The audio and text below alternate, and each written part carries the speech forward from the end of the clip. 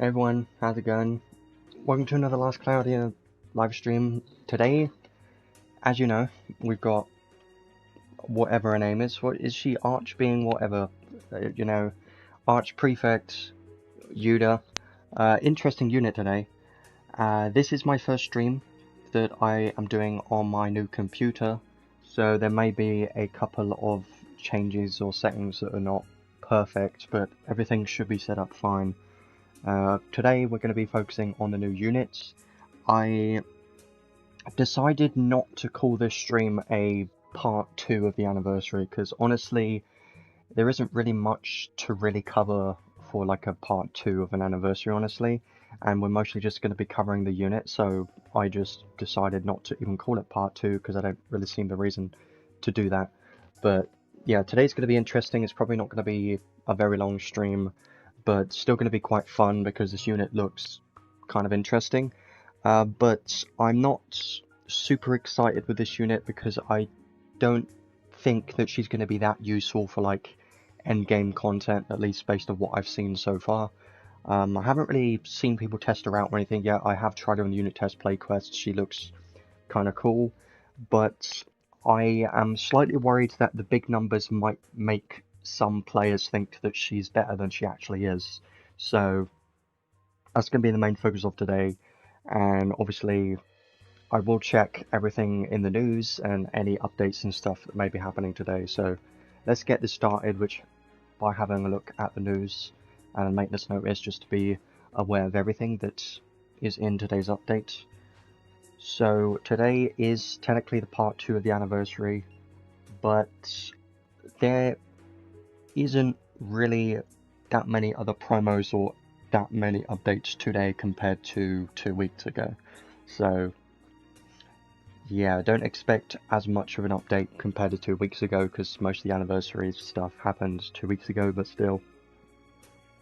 Archprefect Yuda, we'll have a look at her very soon. She is a mage, even though she does have like a couple of physical skills and she could technically do physical damage. I don't think it's really going to be viable. So she's just a mage.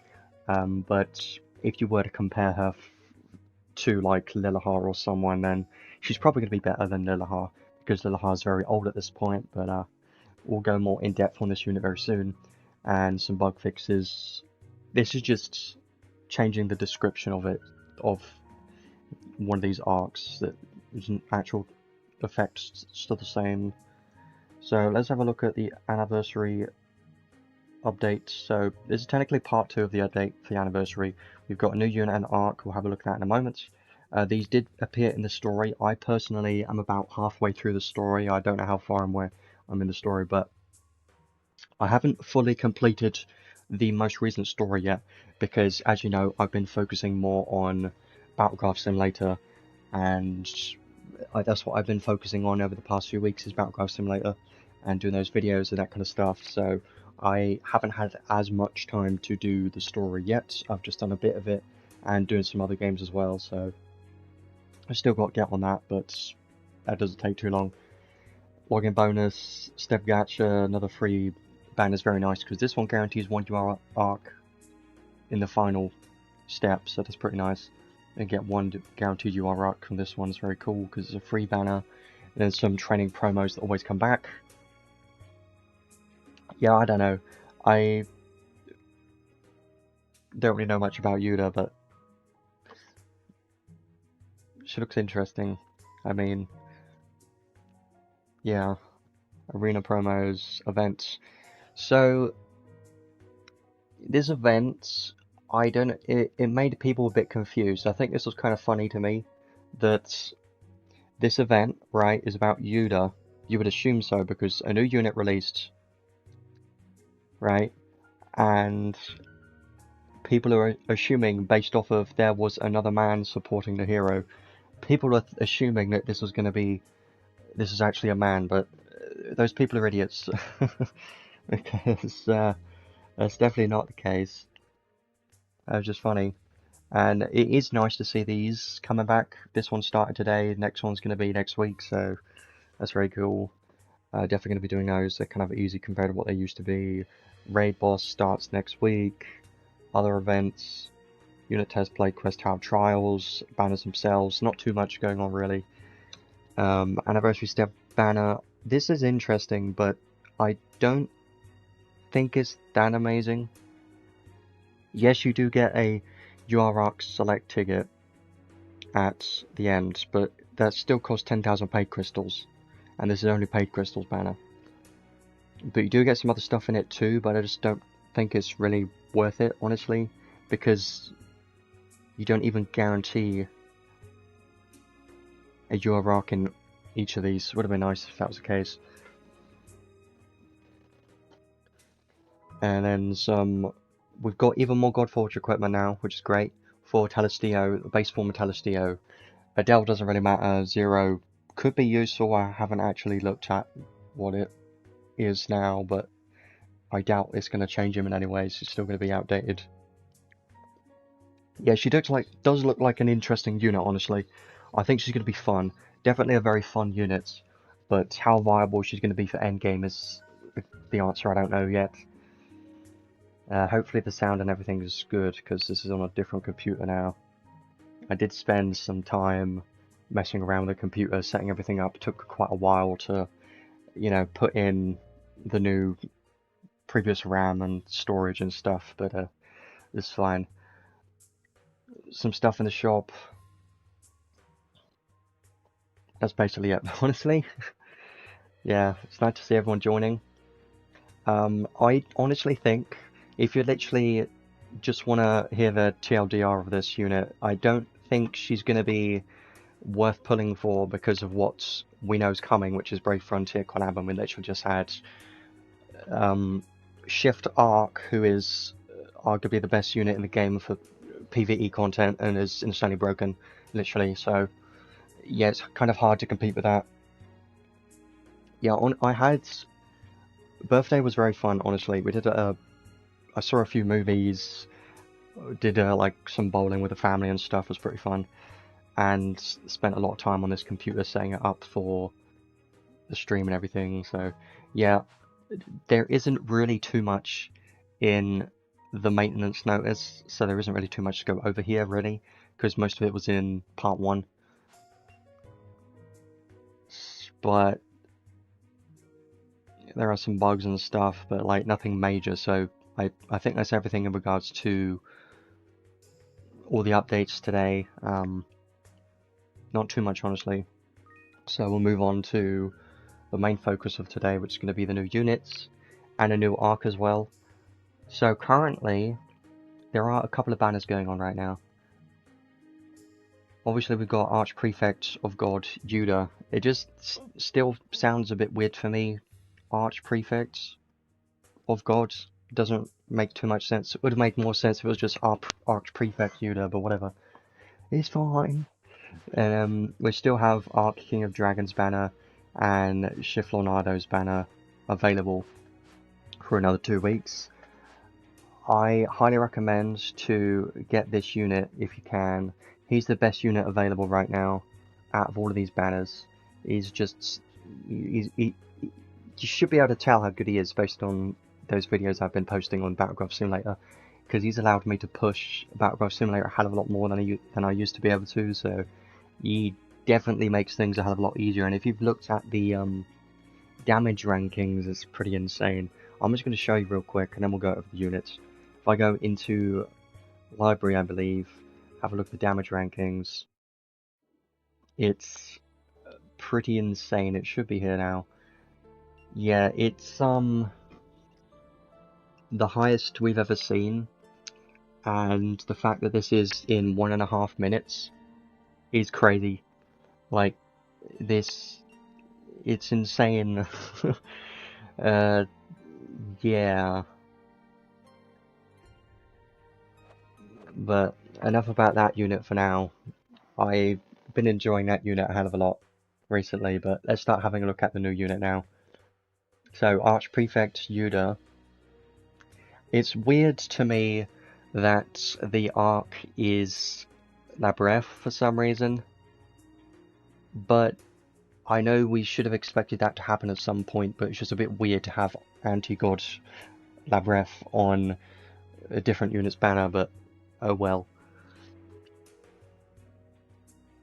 So, Archprefect of God Yuda, of course she is a God type unit because she's going to be a Archprefect of God, or it still sounds weird to me, but she's an Archprefect, so yeah, she's going to be a God type unit. We have seen her appear multiple times in certain stories and events, so she isn't anything new, but this is the first time that we've actually seen her full form, basically. So this is kind of what she looks like properly, and doesn't have the hood over her head and is hiding herself, so interesting units. Not my favorite design, but you know, it's something different, I suppose.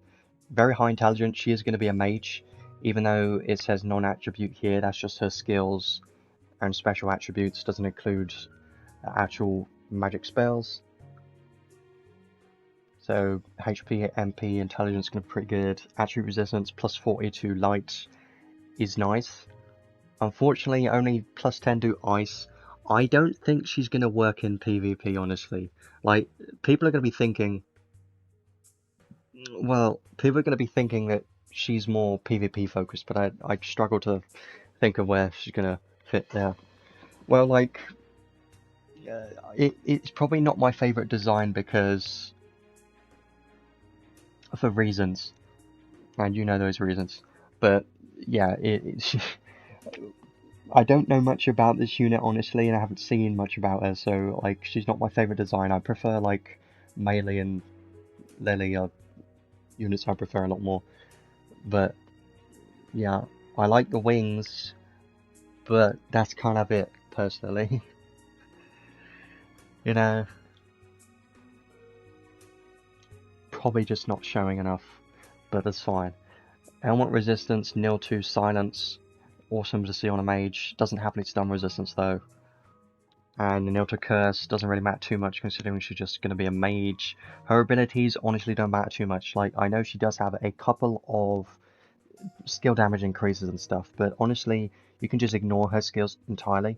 And I don't think it's even worth spending my time talking about these skills and stuff because I don't think it's really going to matter because she's just a mage and her actual physical damage is basically non-existent, and I just don't think it really matters unless she has high modifiers and that stuff. But based on what I saw in the unit test play quest, her skills weren't hitting that much, so I don't think her skills are really going to do anything at all, unless maybe you could stack on Thaumaturgy Ring and Thaumaturgy Ring Plus and a bunch of intelligence and maybe can make it work, I don't know. But at least for PvE content, her actual skills don't matter, I think. Unless you want to try and make her a hybrid, but I just don't think she really has enough for that, honestly. And you're much better off just focusing heavily on her magic potential instead. So, yeah, she's technically an anniversary unit because she's included in the anniversary, you know, part 2 of the anniversary technically, because she's still including in it, but when the 7.5 anniversary comes out, she won't be available, but the other 2 will. So, well, like Pedicrims and stuff. Yes, she will be better than Lilahar because Lilahar's super outdated at this point, unfortunately, but if you compare her to, like, Silver Society Lenius, I still feel like Lenius is going to be better, but that's just my preference, because Lenius can also do stacking spells and has double hits and is good at stunning. I just prefer his, you know, utility over this unit, but I know that Yuda for sure is going to have better damage potential, so she's probably going to be better as a mage than Lenius, but it's going to require more testing, honestly. So her skills, frontal long range combo attack doesn't really matter too much. Skill 2 wide area long range combo attack looks pretty cool, but nothing really noteworthy on any of these skills until her skill 3. I did try her out in the unit test play quest, and with her skill 3, the chance to inflict a minus 20 all attribute resistance debuff is just the same debuff icon as weak, so it's not going to stack, I would believe. it's going to be the same icon, so it is still quite nice though to have a skill that can inflict weak, but honestly it doesn't really matter too much because you could just easily cast it and you're much better off just focusing on her magic spells, and you don't really want to use her skills. So I would say it doesn't really matter too much, honestly. Medium every long range combo attack, chance to give a weakness debuff basically, because it is going to be the same. If it was stackable, it would have been very useful, but because it's just weak, it just doesn't really matter, honestly. And then her special is a powerful combo attack to all enemies, has plus 100,000 damage cap on it. This one is like 52 hits or something. It's not going to be the best.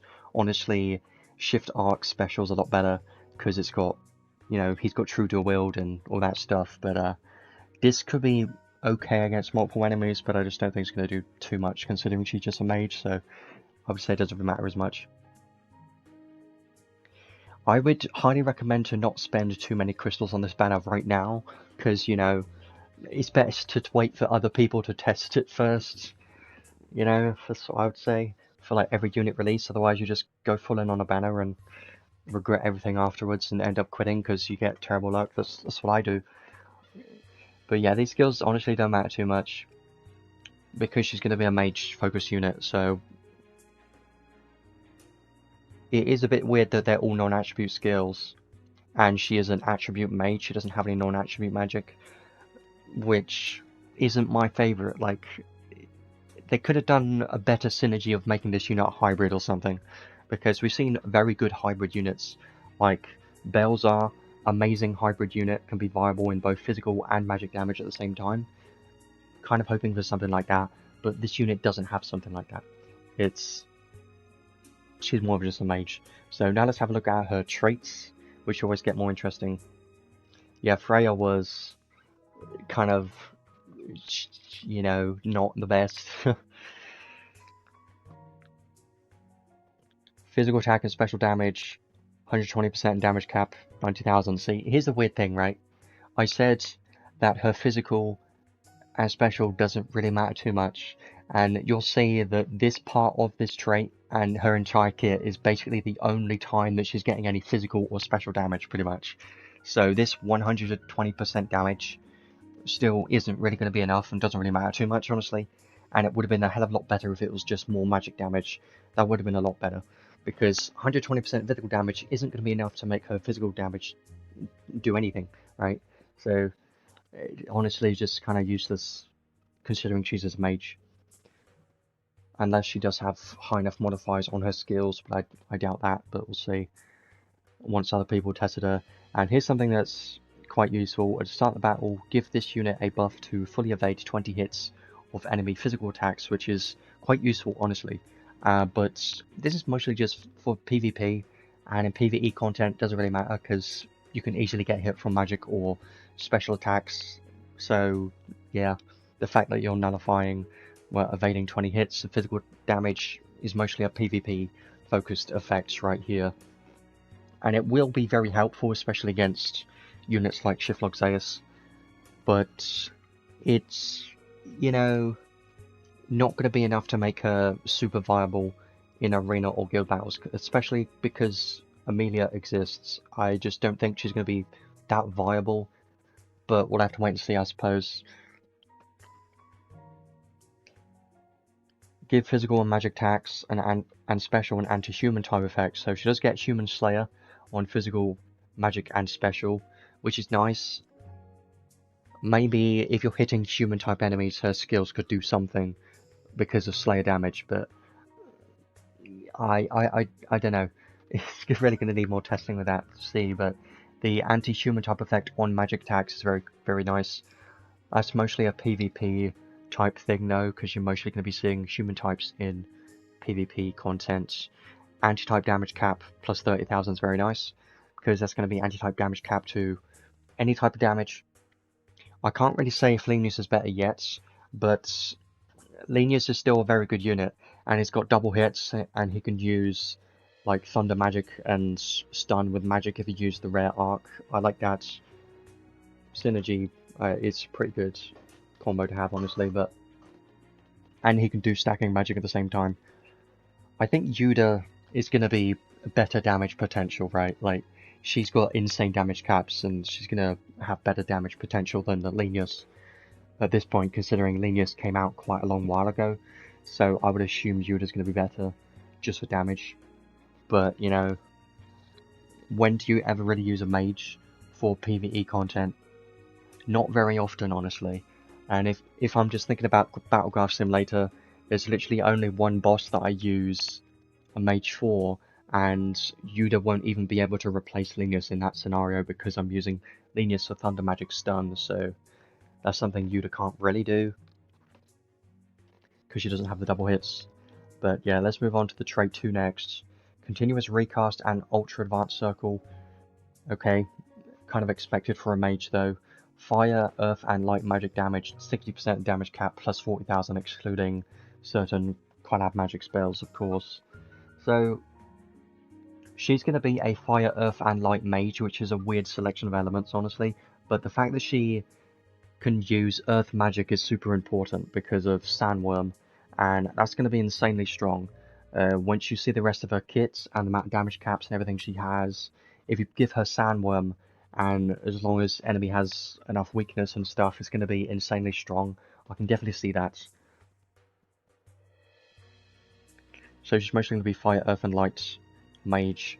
So she could use like Galaxy, and there is a Ultra Fire Hell Spirit, whatever it's called, collab spell that is not considered these types of spells. So that would work, but it is a stacking spell, so we'll have to see the rest of the kit if that would even work. First of all, when hitting a weakness with Fire, Earth, or Light magic attacks, increase damage cap by 150,000, and when the resistance is minus 50 or less, it doubles the effects. The problem with this though is reaching minus 50 resistance. In most cases, it's going to be difficult to reach that unless you're against a boss that already has weakness to that element, and then you can reduce it even further. That's like the only time that it could be useful. But losing out on 150,000 damage cap, which can potentially be more because the rest of the kit as well, is quite a lot of damage cap. Technically, it could be fine even if you're hitting weakness, like a 10 weakness or something, you could still do decent damage, but you're going to be missing out on a lot of damage cap if you're not hitting minus 50 resistance enemies, which is not always you're not always able to do that in every single boss, which is the problem. So more situational there, but still pretty good damage caps though. So those are the traits. Honestly, nothing crazy so far. Yes, this trait 1 is more PvP focused with the evading physical attacks and human type slayers. More PvP focused there. Some weird physical and special damage for some reason. Recast, this is more magic focused. And everything else in the kit is mostly going to be magic focused from here on out, I think. So now let's have a look at her passive passive skills. She has 5 magic spells, she's got an anima, 3 magic spells, and a unique magic, which is very interesting. So her anima is quite strong, honestly. All enemies attribute weakness damage taken increased by 30%, and damage cap taken plus 15,000.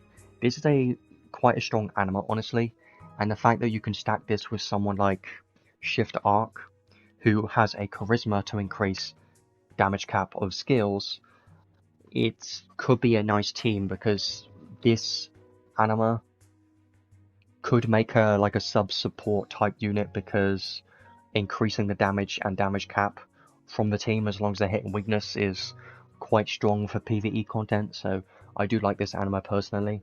It's a pretty good anima. Definitely a stronger anima.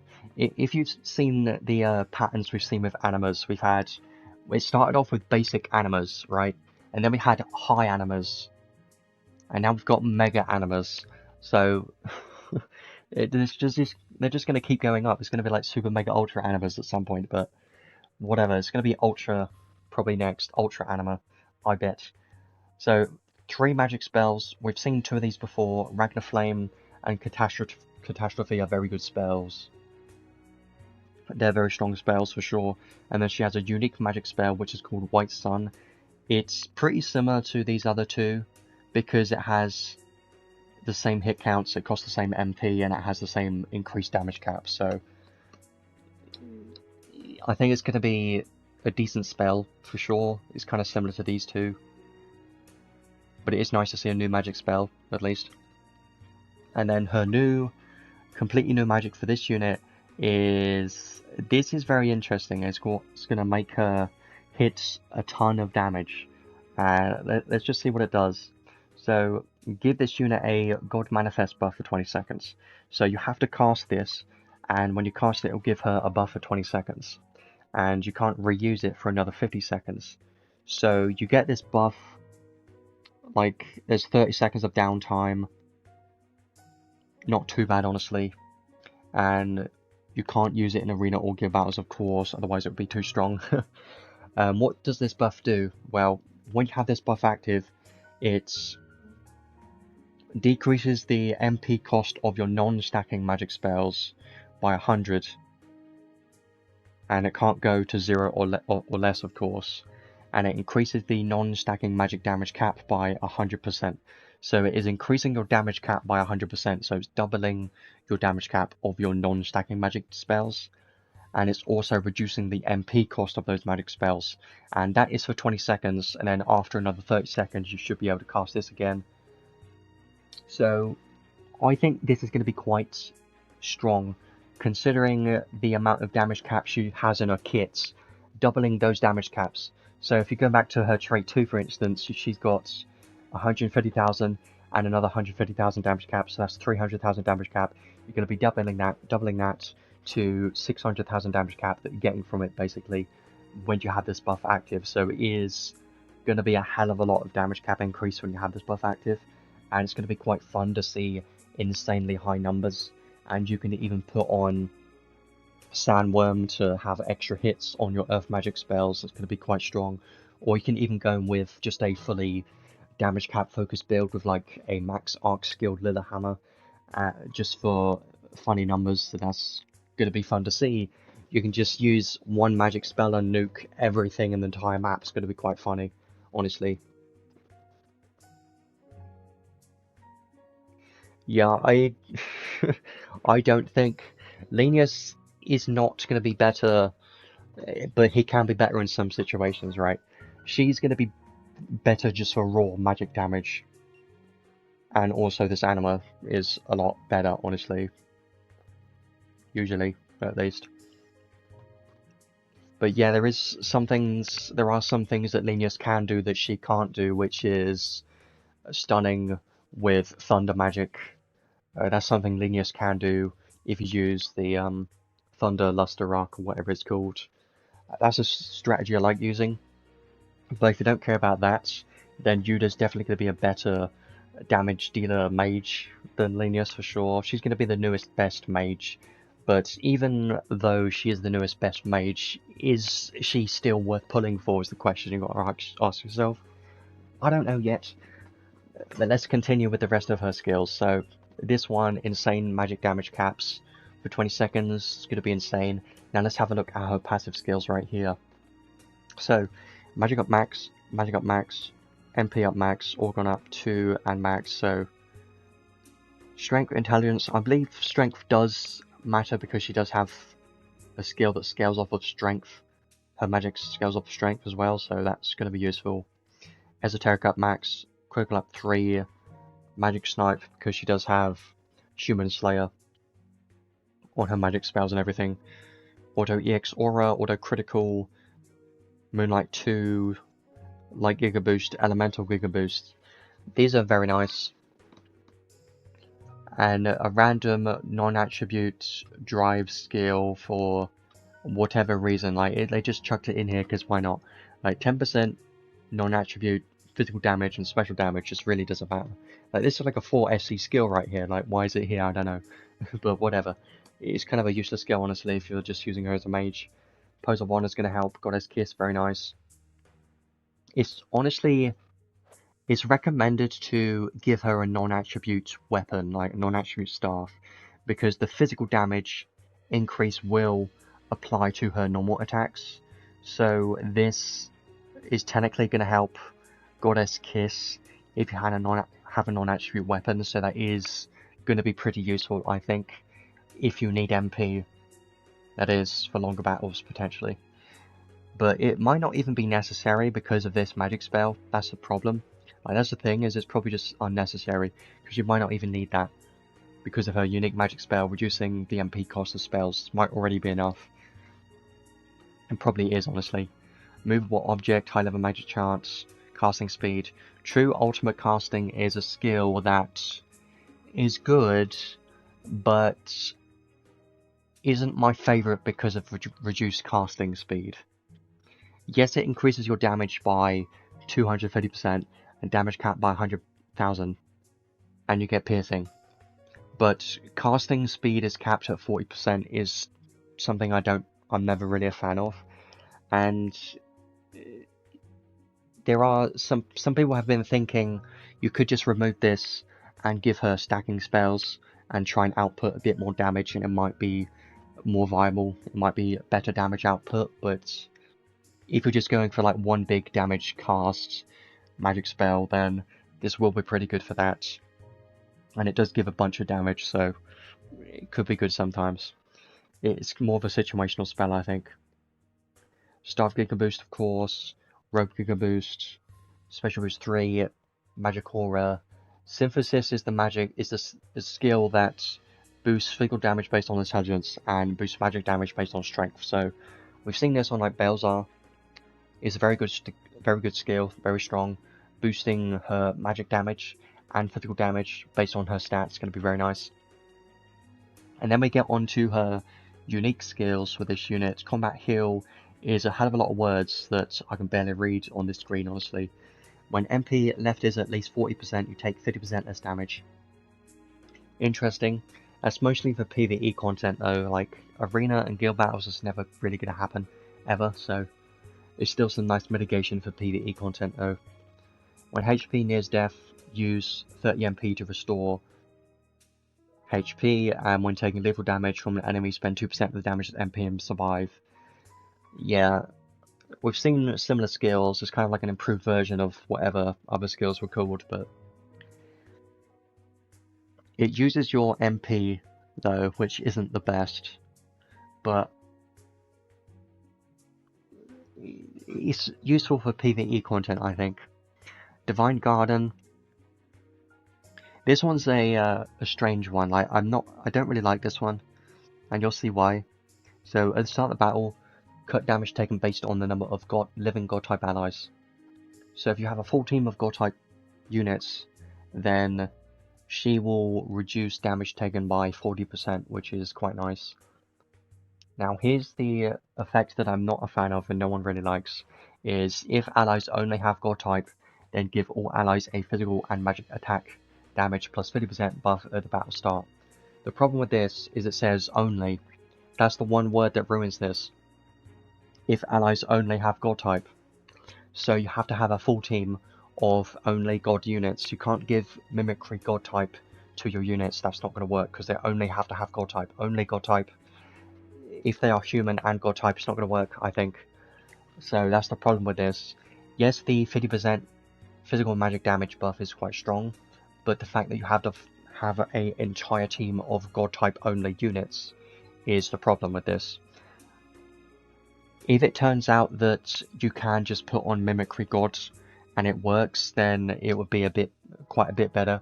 But currently, based on its wording where it says it's only God types, then I just don't think it's going to be that good, honestly. And you're never really going to be able to take advantage of this, because it's kind of preventing you from using some of the best units in the game, like Spirit Maiden Sarah is a sorcerer type unit, so it's kind of preventing you from using those types of units in your team just to get this buff at the start of the battle. It's just not worth it, in my opinion. And the next skill here, at the start of the battle, give all enemies an all attribute resistance minus 20 debuff. That's just going to be weakness, basically. So it gives all enemy weakness debuff. And when a magic attack has an anti-type effect or hitting weakness, there's a chance to insta-kill, which... So chance to insta-kill on your magic attacks is interesting. I don't know if we've seen that before, but chance to insta-kill on magic could be nice sometimes. But it's not going to be anything crazy, honestly.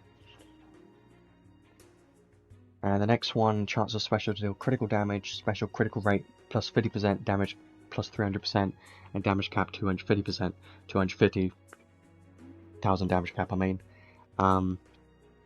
Interesting skill, and this is like one of the first times we've seen a skill that increases your special critical rate by 50%. 50% is quite significant, but I don't think it's going to be anything crazy, honestly.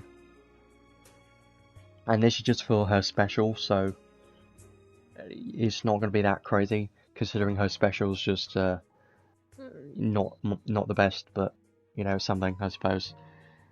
And another skill that has many words. Non-stacking magic MP cost plus 50%, but fire, earth, light magic damage increased by 90% and damage cap by 40,000, excluding collab type magic spells. And when hitting weakness, increased damage cap by 20,000. So it's kind of like a buffed up version of Magic Aura, just increasing magic MP cost and damage cap, and when hitting weakness. So you definitely need to hit weakness with this unit. It's very important to hit weakness. And you know what bothers me? You know what is very annoying? The fact that it this icon is all of the elements, but this skill is only fire, earth, and light. It's bothering me so much right now.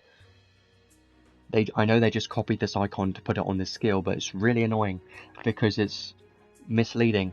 You just look at the icon of this, you'll assume it's for all elements, but no, it's for fire, earth, and light. But oh well, it is what it is, but it's just annoying is what it is. Yuda is going to be the better mage for magic damage, for sure, but Linus can be better in some scenarios if you want to use him for like stunning magic, but Yuda's going to be the better mage overall for PvE content magic damage, at least. Whenever using fire, earth, or light magic, boost damage cap. So after you use 6 magic spells, increase damage cap by 30,000. So just a more damage cap there is nice. Any damage cap is going to be useful with this unit because any magic damage cap is going to get doubled from this magic spell, so try and stack as much damage cap as possible. And then we get onto the 6th enhanced skills. Yeah, she is going to be better overall because Linus is quite old at this point. Non-stacking magic damage cap plus 20,000. Damage first 40% and damage cap plus 40,000 to non-god type enemies. Nullify anti-god type effects from enemies. That's quite nice. Nullify anti-god type effects from enemies. She isn't going to be very tanky though, like it's not really going to be enough. Yeah, but Icy Guardian is only on physical attacks. There is maybe like 1 or 2 arcs that apply to specials. Critical hits, but Icy Guardian is just physical. Yeah, I mean, I'll compare these 2 units a bit later on. I'm still going over the unit's kit right now, so it's kind of hard to tell yet, but critical damage cap, okay, staff, equipped, physical and magic damage and damage cap, all magic casting speed, human shield, and chance for any magic to deal critical damage. So she is mostly a mage, right? And she does have a ton of magic damage caps in her kit. She does have true ultimate casting, which isn't my favourite. Honestly, you could remove it. You could remove this one and try to make her use stacking spells as well. That could be a strategy you could do, but I personally can't test it unless I get the unit as well. You know? But so far, she's looking quite good so far, but The issue with this unit is mages for PvE content are rarely needed because physical damage is just a lot more viable for endgame content like Battlegraph Simulator. If you were to use Yuda in Battlegraph Simulator, is it gonna work? I mean, it's gonna work to some extent, but it's not gonna be as good as a physical damage dealer is the main problem. And I think that's the problem is, no matter what they do with mages, it's going to be incredibly hard to make them comparable to physical damage dealers, like especially Shift Arc, right? Yeah, the piercing is very, very useful too, for sure. Yeah, but Tower Trials is super easy anyways, right? Here's the one thing that I wish she had, right? I wish in her kit she had more ways to reduce enemies' resistance, because right now she only can inflict weakness basically on her skill 3 and a battle start effect somewhere on one of these skills. This one. So I wish there was like maybe 1 or 2 more skills in her kit that could reduce resistance of enemies, or like something on her anima that could reduce resistance and help her hit weakness and stuff like that, because that would have been very nice. Or like ignoring resistance and stuff. But yeah, I think she's going to be very strong and a very fun unit. I don't know her exact DPS numbers or anything right now, so I can't really say about that yet. But based on what I'm seeing at the moment, I do think she's going to be quite good. But I struggle to think of where she would fit in endgame content, you know? Stupid cat making noise. Yeah, Tower Trial is super easy. It's old content at this point. Apart from, I mean, Tower Trial Hard is still quite easy. Yeah, she's not a must pull in my opinion. Based on what I've seen so far in her kit and her performance, yes, she's going to be good and quite a fun unit, but the downside is she's a mage. That's the biggest downside. But there is a very small chance that she could have high enough DPS numbers to be considered a good DPS mage unit for endgame content. That could be fun. And then you won't have to worry about SCT. That would be very cool, but I just struggle to imagine that to be a thing that's going to happen, right?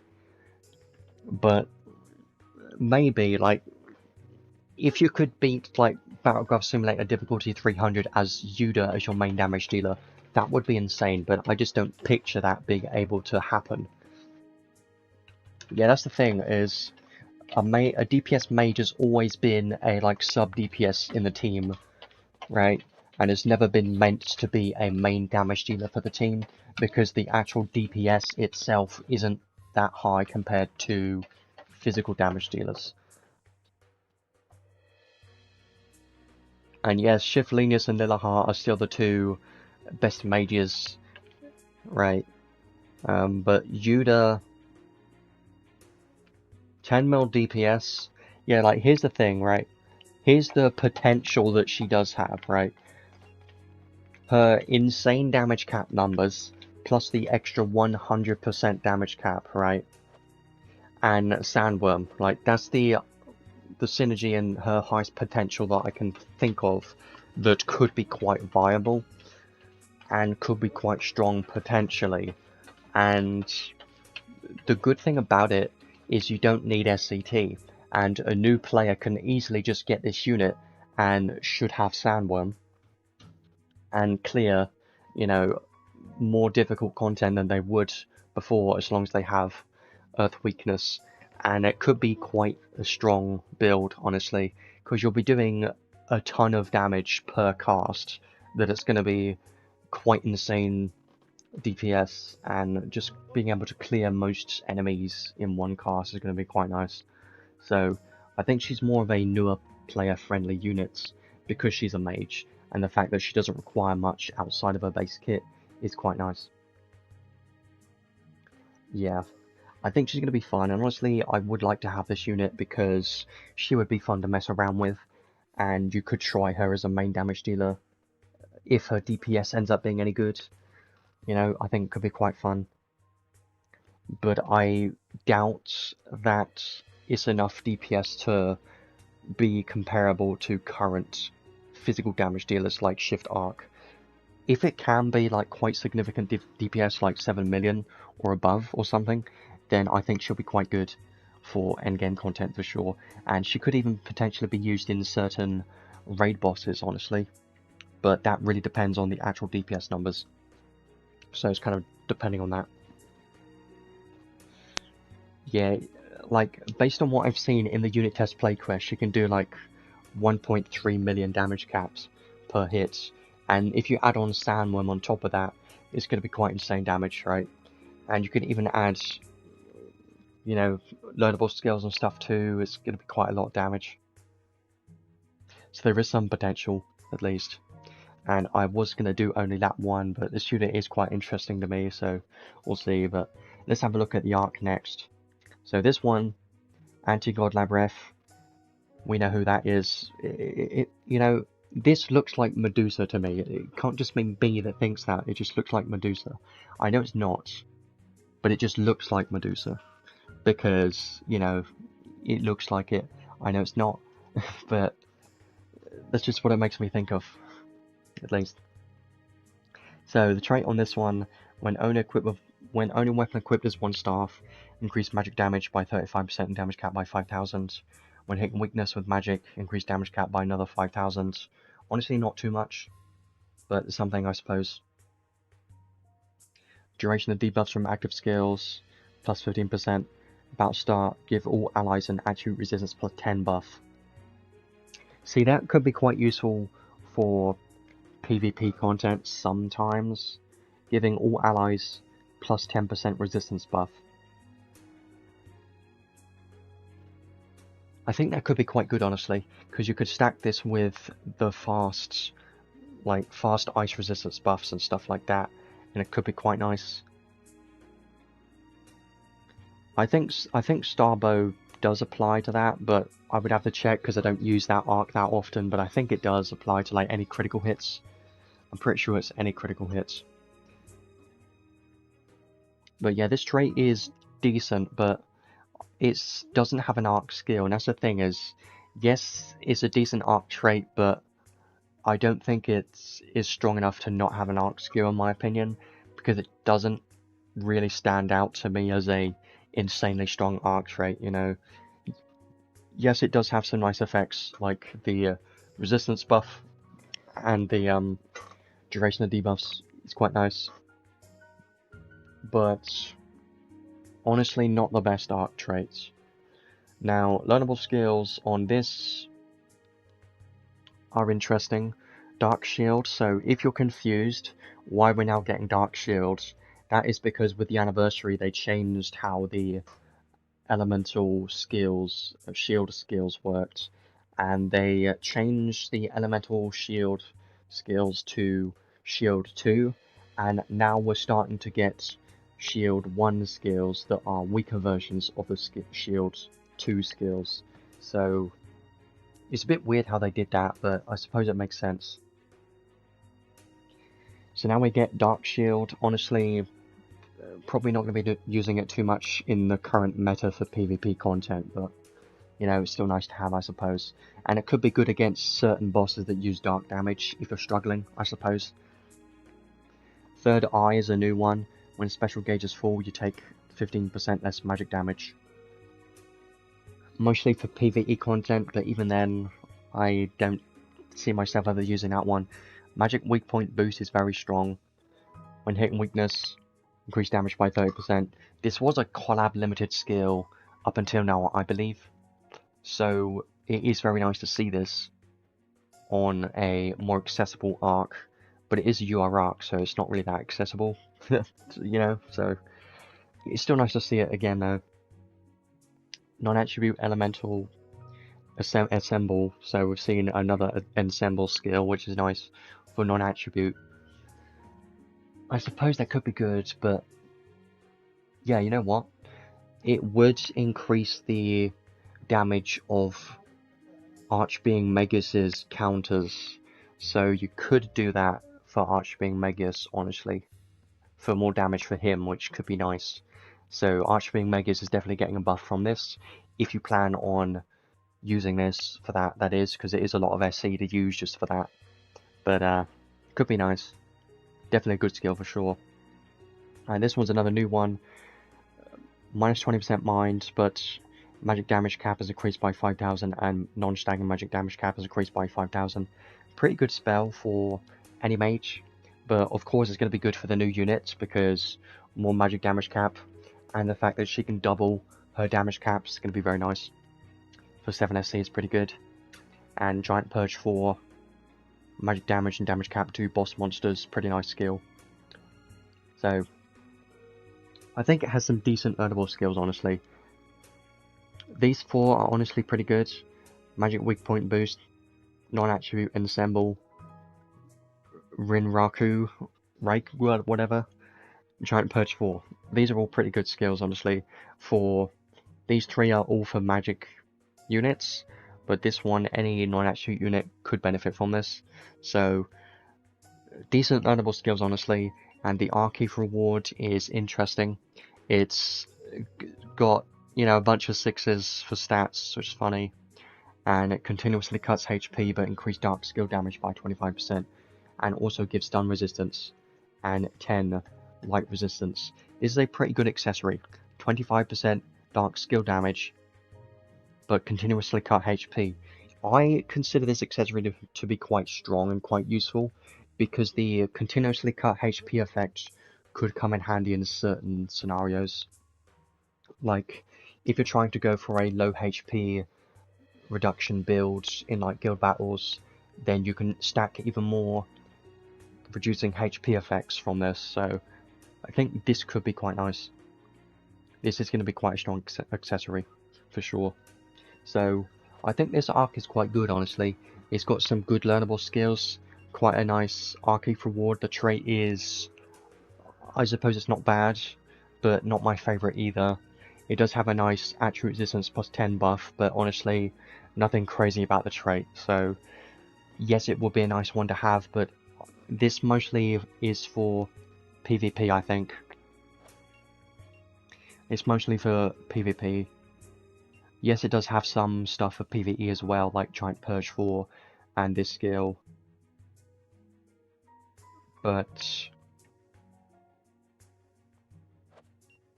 not necessary in my opinion. Nothing game changing, but is a nice one to have if you do get it. It's quite strong, honestly.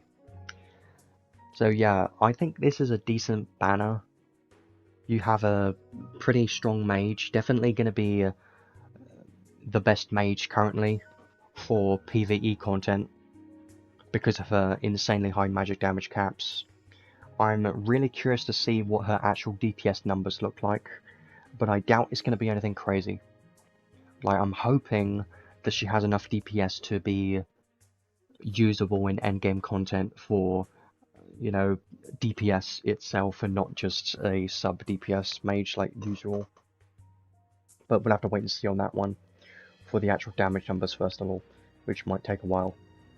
But yeah, so far seems pretty good of the units, and the arc also pretty solid, so I do consider it to be a decent banner, but not a must pull, and honestly, both of these in this banner, not necessary. You could easily skip them because they're more for fun and have some useful things in there, but I just don't consider it to be a must pull. It can be skipped quite easily, honestly, because it's probably not necessary.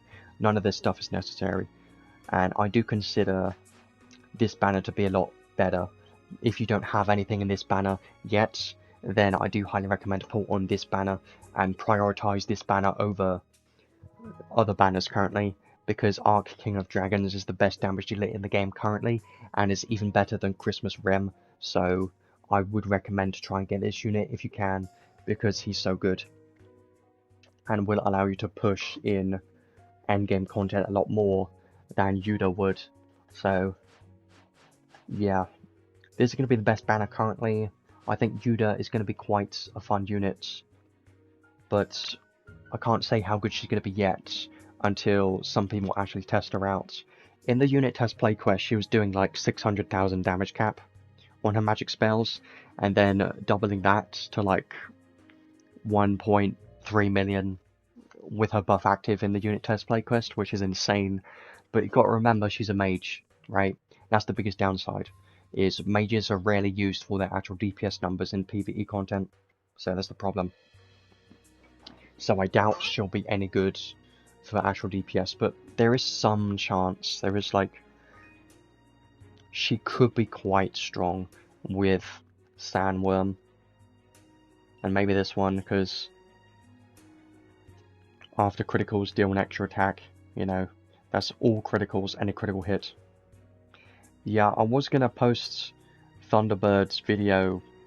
I kind of postponed it because Tweak's already posted one, and I was gonna wait for this live stream and then do that video like next week or something, but that's the last one I have planned at the moment. I don't have any other videos planned after that one. That's the last one I have right now. Yeah, Sandworm's gonna be insane on this unit, and you could use Little Heart Amgil if you have that. Unfortunately, I don't have that, but you could use that. And Little Hammer's just funny because Arc Skill damage cap buff is going to be funny, but it's not going to be the best. It's just going to be funny to see big damage numbers with this. But yeah, because at max Arc Skill it gives like 300,000 damage cap for one cast, and then she'll double it to 600,000. It'd be quite hilarious. But yeah, let's have a look at her paid equipment right now.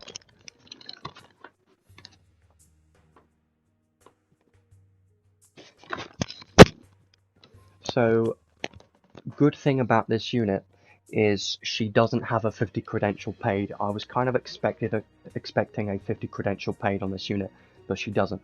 She's got 2 paid equipments, which is nice. So let's have a look at the weapon first of all. It is a non-attribute staff, which is good because you want a non-attribute staff on this unit for sure for her normal attacks, if you plan to use those. MP and intelligence are pretty nice. When equipped with only one weapon, increase skill and magic damage and special damage by 35%, and damage cap plus 4,000. Non-stacking magic damage cap plus 6,000 as well, and 10% more MP. A bit above average DPS numbers, yeah. But the good thing is that she can keep reapplying the buff though. There's only 30 seconds of downtime. After every 50 seconds she'll get another buff, so maybe it's good enough, I don't know. This staff's pretty good. It's nothing crazy though. It does give some damage caps. 10,000 damage cap. 10% MP, 35% damage, pretty solid overall. And the robe, MP and intelligence, pretty nice. Attack magic casting speed plus 10%. That tells me that she does need some more casting speed outside of her base kit, unfortunately. Increase intelligence by 10% when hitting weakness with magic. Increase damage by 35%. And take 30% less damage from physical and magic attacks. Also has plus 10 to dark, poison and blind resistance. Honestly,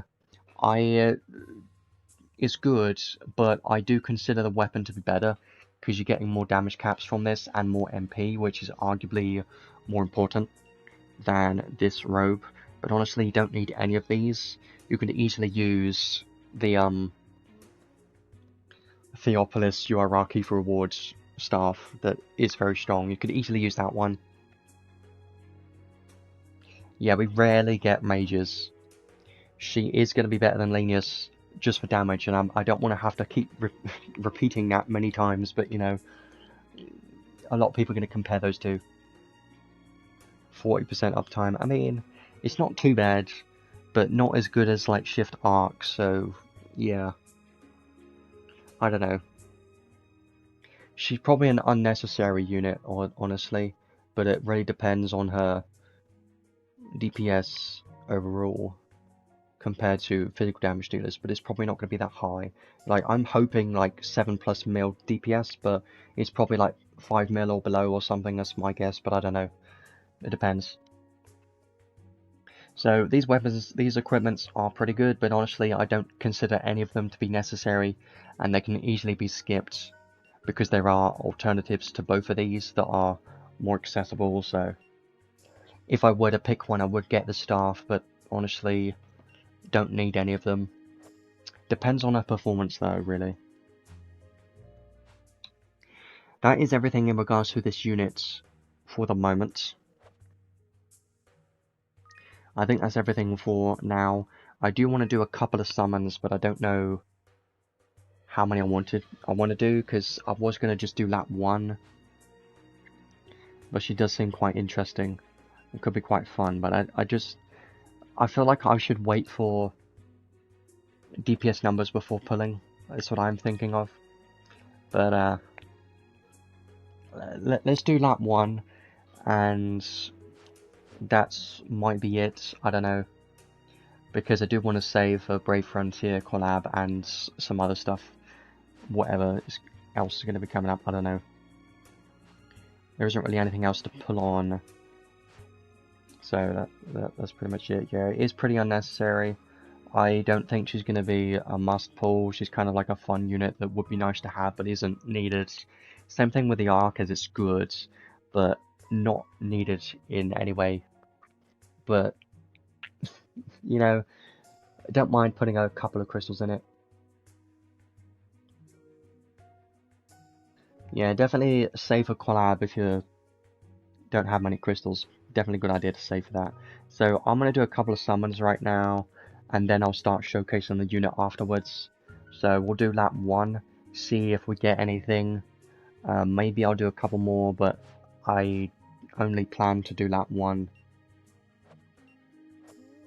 But we'll see. I am using BlueStacks now instead of Nox emulator, so I think performance is going to be slightly better than it was. At least on this. It's not going to be anything in there. It is going to be a skip.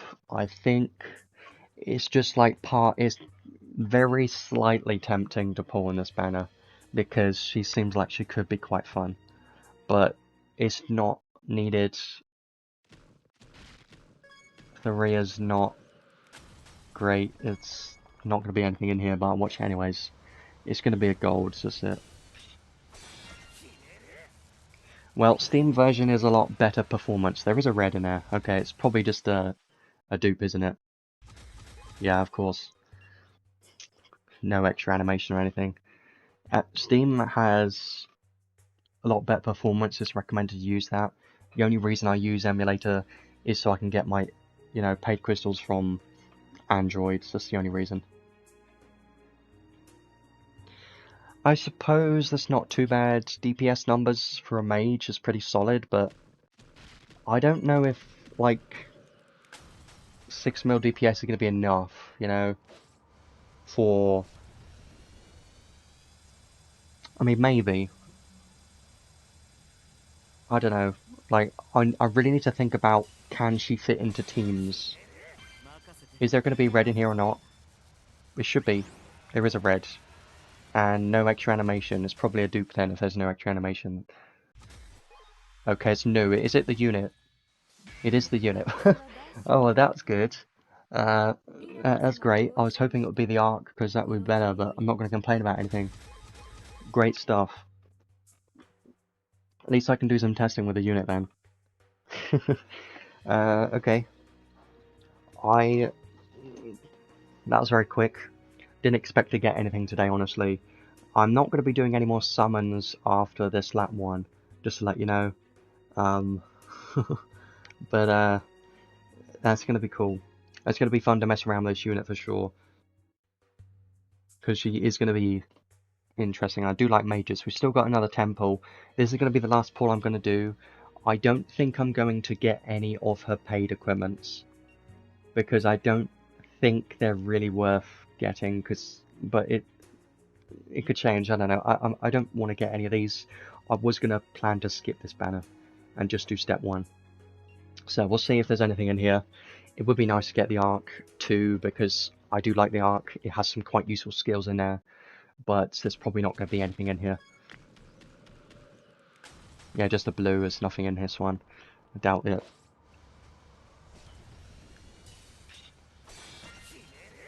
Nope. No reds in there. Just an Adele showing up isn't going to be enough for anything. Of course, but not likely to get URARC considering their 0.4% chance, but oh well. Can't complain about that. I think I'm just going to convert that to Crimson Ore. And then do this one, and that'll be it. I would like to get the Arc, but I'm not going to be pulling just for it, because it's just not going to happen. It would be very nice to get, though. So it might be tempting to do these daily single pulls, because I did get this URARC from a daily single pull the other week. So that was fun. And I do really like this arc a lot. I've been using it a lot. It's very good. But yeah, I think that's going to be me done for summons. Getting the unit's pretty cool. I know some people are going to be mad with my luck, but 8 times. I don't know what to say about that other than it's rigged. It really is rigged. If you're getting 8 times, that's like the most I've ever heard anyone pull an arc. It's stupid. Yeah, I'm gonna skip this banner for now. Might do these single pulls to try and get this arc, because this arc is quite useful.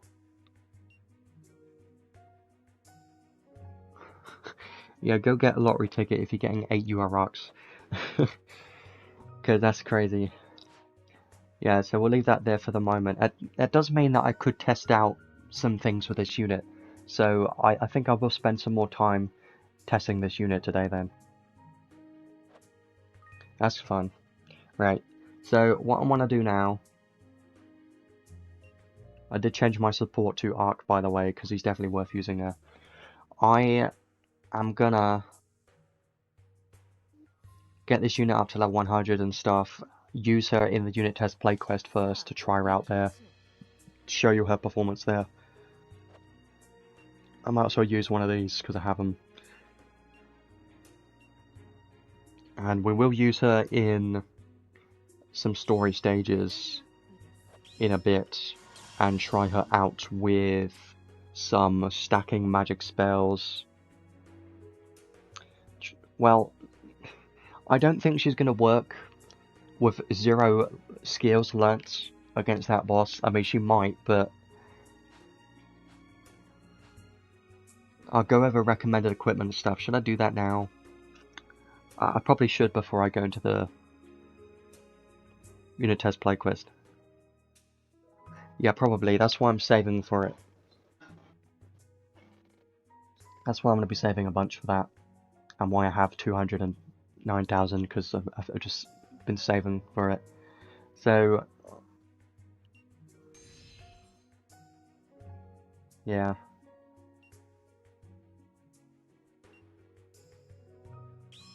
I will unlock these skills and stuff, and I will go over recommended equipment options, and then we'll showcase the unit in the unit test play quest, and then we'll try to build her a tiny bit and use her in a story stage. We'll use her at level 100 later, and I might as well awaken while I'm here.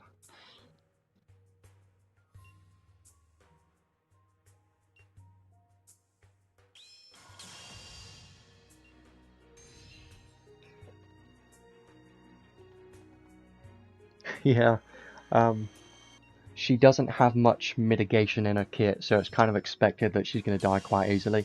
Yes, she does have that one skill that this one, that's damage taken minus 50%, but it's not going to be enough. And you're going to need God-type allies, and maybe that'll be okay, but Rainbow Mega Clusters, I don't think so for Mega Clusters. I know there is clusters stage, but I don't know if there's a Mega Cluster stage. There might be. I personally don't farm them, but you could always check on Goldmine for that. That's the best place to check, because I don't remember every single stage in the entire game, you know, but Goldmine has that information at least. That's what I would use. So, I am going to have a look at some recommended equipment options for this unit. She is a mage, so she's going to be quite easy to build. Basically, use a staff and a robe and any accessories for magic damage, and that's kind of what you're going to be building for this unit, because she is a mage. Her actual physical damage probably is going to be like nothing, unless you heavily focus on it and have like limited skills like the Kingdom of Science flag and that kind of stuff. If you don't have that stuff, then it's probably not recommended to try building a physical damage build, but I will maybe try it out later just for fun, but I don't expect it to do very much. So for recommended weapons, obviously this weapon is going to be the best one to use. If you have this one, highly recommended use it, because it is going to be her best free-to-play option, but that is assuming you have Theopolis. But the Theopolis arc is a lot more accessible now, because it is in the trading space for adventure medals. So every single player in the game will eventually be able to get this from the adventure medal shop. Even if you're just starting today and don't have it yet, you'll be able to get it eventually. It's just going to take some time to get those adventure medals. So this is something to work towards if you don't have it yet. But it is going to be her best free-to-play staff, I think, because it is a non-attribute staff, and it increases all magic damage by 35%. It's just a very strong staff to use.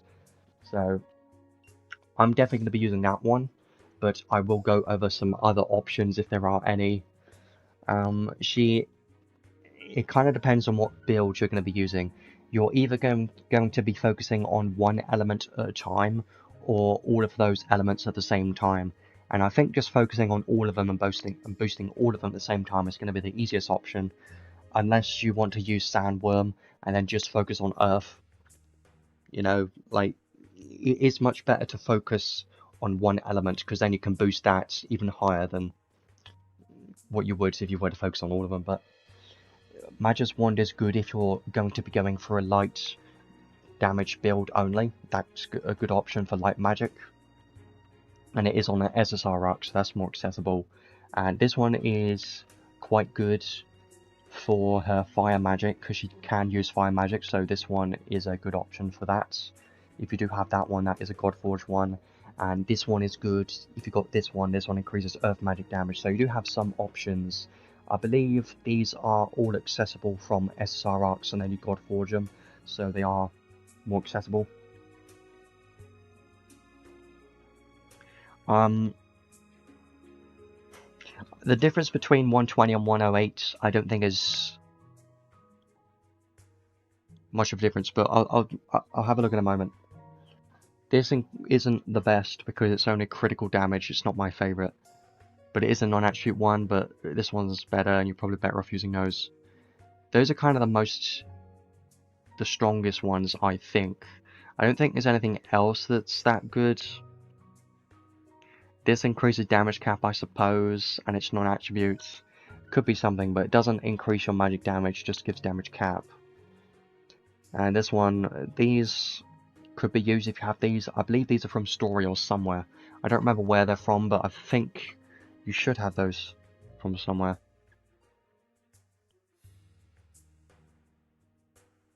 Yeah, that's kind of it, I think. Fire, Ice, Earth, Thunder, magic damage. Magic damage, yeah, you're just kind of looking for anything that increases magic damage, probably. I'm just going to be using this one for now. There are a couple of other options that I did show, so just go for, depending on what element you're focusing on and what you have accessible on your account. And robes, you're going to be using a robe because she's a mage. She has robe Giga Boost, or I think it's Giga Boost. She has that in her kit, so it's recommended to use a robe, especially Fantasia Cape. This is going to be the cape the robe that everyone's going to be using, because this is free to play accessible. Everyone should have this, or at least work on getting this eventually. Gives 25% magic damage. It's a very strong one, so I'm definitely going to be using that one for sure.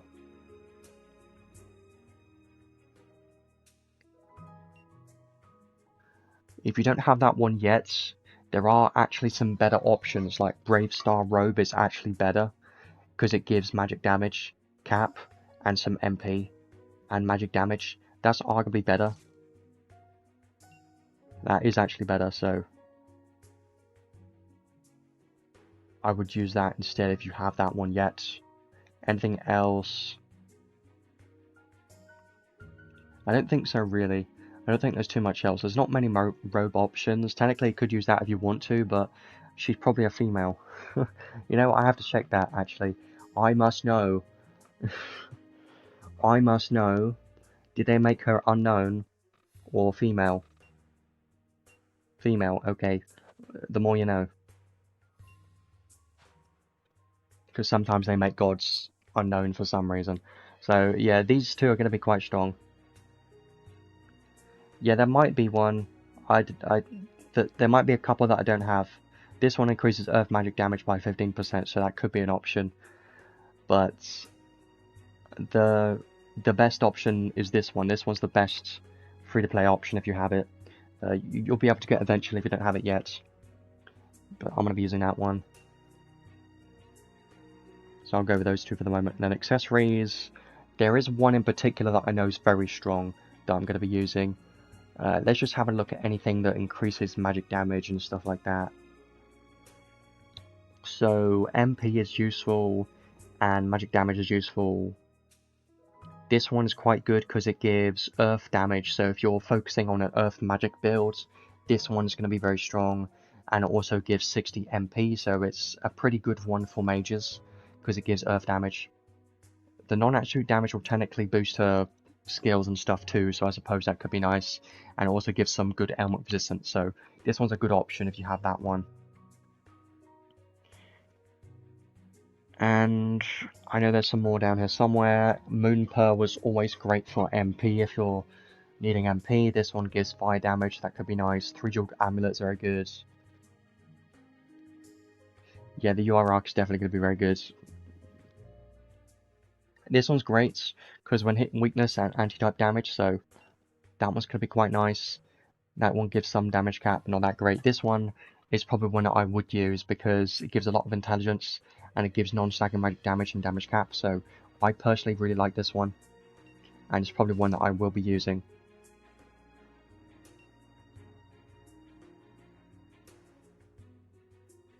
I don't think it's worth 10,000 page crystals, honestly. It's probably not worth it. I mean, it's up to you, but it does have some useful effects, but I personally wouldn't get it. This one's very nice. Fire, Ice, Earth, and Thunder magic damage and damage cap if you have this one. Yeah, Spirit Maiden Sarah definitely get her beta equipments, they're very strong. This is a good accessory. It doesn't increase light, but if you're only focusing on fire or earth, this one's a very strong accessory to use for sure. This one gives some MP if you need more MP, that's a nice one. Fire damage, if you have that one, it is a collab skill though, a collab accessory. This one is always a strong one. I haven't done the Lillahar boss yet, so I probably won't add that yet. This one gives fire damage, so if you're using her for fire damage, this one's very strong. And you've also got one for earth damage, which is down here somewhere. This one's very strong, non-stacking magic damage cap, 4000. This one is a collab accessory, but if you have it, it was quite recent, then from a few months ago, then it's going to be quite nice to use. Honestly, I'm probably going to use it because she gets more benefits from damage caps than other units because of a double damage cap, so I'm probably going to use that one. And this one's very good because earth damage, if you're using her for an earth magic build, this one's going to be very strong if you have that one yet. Yeah, I don't think I have that one yet, but I'll definitely get that soon. I'm going to use this one because more damage cap, and probably go for something like this, because boosting magic damage cap by as much as possible is going to be quite good.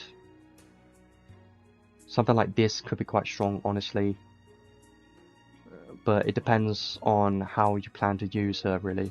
Because you could try to give her stacking magic as well, and remove ultimate casting and do some fun stuff. I do want to try that out later on. And then with Crest, of course, you're going to be going for something that gives staff boost or something, you know. Or if you're focusing on one element, you could give like Earth boost or something if you have those. Or against a specific enemy type. For now, though, I'm probably just going to give her a generic one. Like magic weak point boost is pretty useful. This one's very good. I like this one. I got this one recently. This one's going to be very good. And something like this, more intelligence and staff boost. More casting speed. Honestly, she might need casting speed. She might need the casting speed from that, so I might consider that, but yeah. I think I won't use a crest for the moment, because not everyone is going to have a crest like that, so I'm going to not use a crest for the showcase later on, and just go with this for now. But yeah, the best crest to use on this unit would be from Morto or Reaper, whatever you want to call him. He's going to be the best crest to use on this unit. For the MP and intelligence, it's going to be very nice. But I'm going to go with this build for the moment.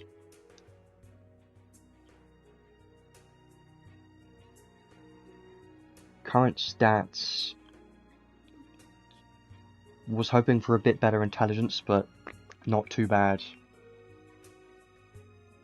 Yeah, she's at 120, so that's probably what I'm going to be using on the showcase later on. That's everything in regards to recommended equipment options. Pretty basic mage, generic mage build.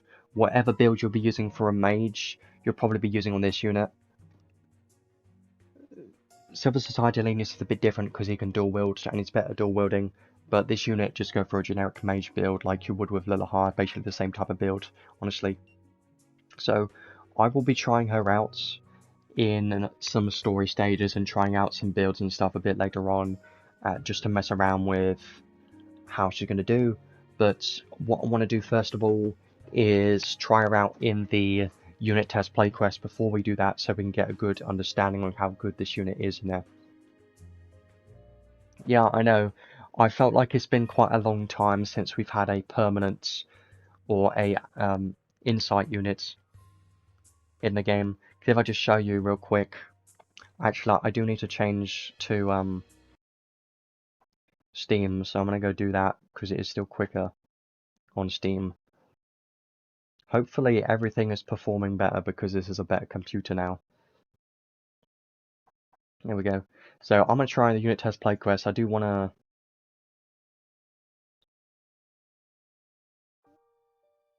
show something first, and I already forgotten what it was. Yeah, it's because mage, like, spells has a whole animation and everything, right? Yeah. Because if I go to Insight Unit Test Playquest, we haven't had one of these in a long time. The last one was Prince Gorm. We haven't had one in a while. It's felt like it's been a couple months since we've had a Insight unit that has either been a Descendant of Heroes unit or a permanent unit. We really need to get one soon. I know they've been releasing collab units, Insight units, right? But there needs to be more in here, I think.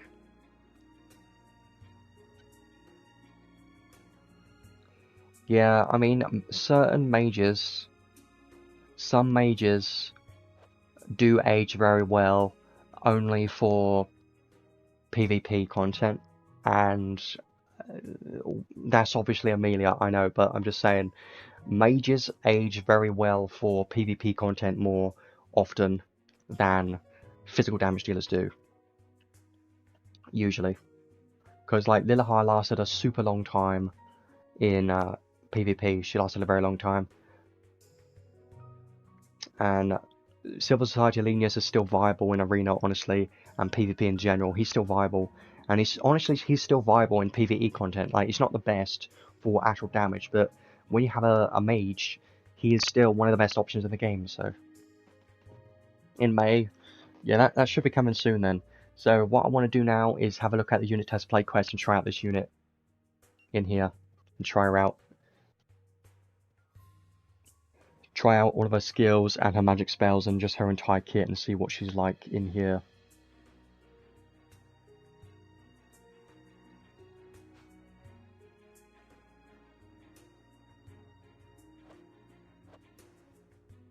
I really hope they release another permanent unit soon.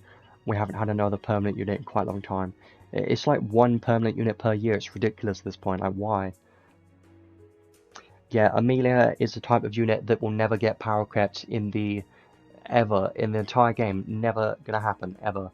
The only time she's gonna get slightly power crept is when Adis decides to implement even more mitigation enough to allow every unit to survive Amelia. But even when Amelia survives, she can still be viable by casting magic and flinching and that stuff, so she'll always be viable. Now let's try out this unit. Yeah.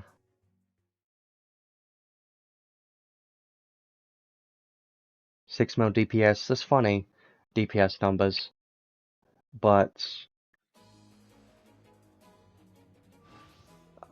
like, I don't think it's gonna be that notable. Yeah, I did expect her actual skill damage modifiers to be very low, but I do want to try that out a little bit later on. So 9,700 strength, because I'm wondering if you just add Thaumaturgy Ring and Thaumaturgy Ring Plus, is that going to be enough to do like at least something? It's probably not, but I at least want to see the difference later on.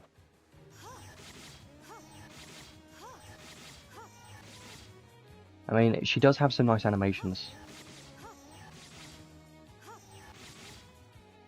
So I'm just going to show off her skills very quickly. She does have a Thaumaturgy Ring effect in her kit already, yes. But Thaumaturgy Ring and Plus would obviously stack with that, so she already has one stack of it. And yeah, so now let's actually try out her skills, just to show you that her actual damage is going to be quite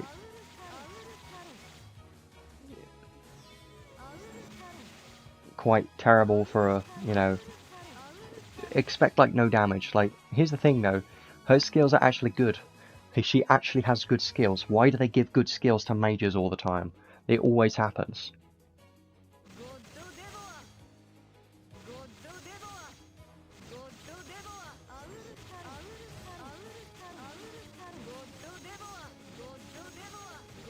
Like, they're good animations, I like these skills, but I doubt she can even do any damage on her skills.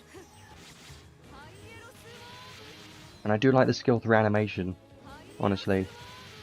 It's like a, homing missiles or like something, you know, like you've got a bunch of missiles you're firing. These are good skills, but obviously the lack of damage isn't helping. But I will try her out with her skills a bit later on with just a couple of skills, like maybe 2 or 3 skills, to see if it's going to be enough to do any significant damage. Probably not. So now let's actually focus on what we're supposed to be focusing on, which is her magic spells, because she's a mage, at least. At the end of the day, she's a mage. That is what matters. See, this cut all attribute resistance debuff is inflicted by her skill 3. And it is the same icon as weak, so it's not going to stack. Yeah, Science Flag. Anyone that has Science Flag, it's going to be a big increase on this unit. I don't know if that's even if she can even do damage to begin with, but yes, Science Flag is going to be amazing. So now let's actually try out her spells and show you what the damage caps look like, because these are quite insane. I know it's very slow, but the damage caps on these are incredibly strong. Like, power creep is happening, you can tell. I know. Yeah. Like, these damage cap numbers are just hilarious. But honestly, I think it's just with this anniversary, they've started to increase power creep by quite a lot, honestly. Because Shift Arc has insane damage caps. This is her new magic spell.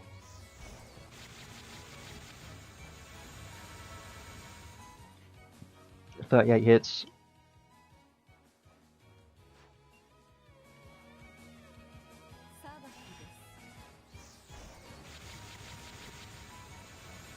Yeah, anyone above, below 5 million is going to be pretty much useless unless they have supportive stuff. So now let's actually try out her unique buff. So what this one does, doubles her magic damage cap. So she was doing like 670 or whatever thousand. Now if you use this, and then you cast a spell, you'll see the highest damage cap you've ever seen in your entire life. And yes, that is 1 million. You are seeing those numbers correctly. And it's funny. I feel like this always happens. Honestly, this isn't anything new. We've seen this type of thing happen before. You remember when previous mages came out, like Lagrabos. I think it was like Shift Lagrabos, Lilhar, those types of units had a very high damage caps on release. And they do last quite a while, but they do eventually get power creeps, like especially if you compare them to physical damage dealers, they get power creep very quickly. But yeah, actual DPS numbers, actual damage that they deal is still significant for most content. Yeah, here's the problem though, like I want to say something very important. I know this unit some people could think that this is more of a guild battle unit. Well, unfortunately that's not the case because of how they change guild battles. Mages don't really work on attack teams in guild battles anymore because your MP resets, and you're much better off using a physical damage dealer instead, or two of them, because you get your battle start effect, so you start with SCT, but you don't start with MP. So yeah, the meta has kind of shifted away from mages in guild battles right now.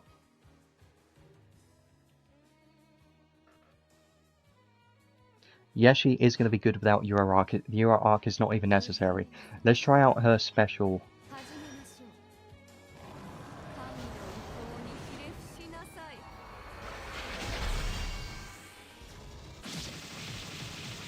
I don't think that's even hitting damage cap. You will see a lot of critical hits with it, but it is only 50 hits. So don't expect too much from that special. The good thing about it is it does hit all enemies, that's like the only good thing about it. And the critical rate's very nice.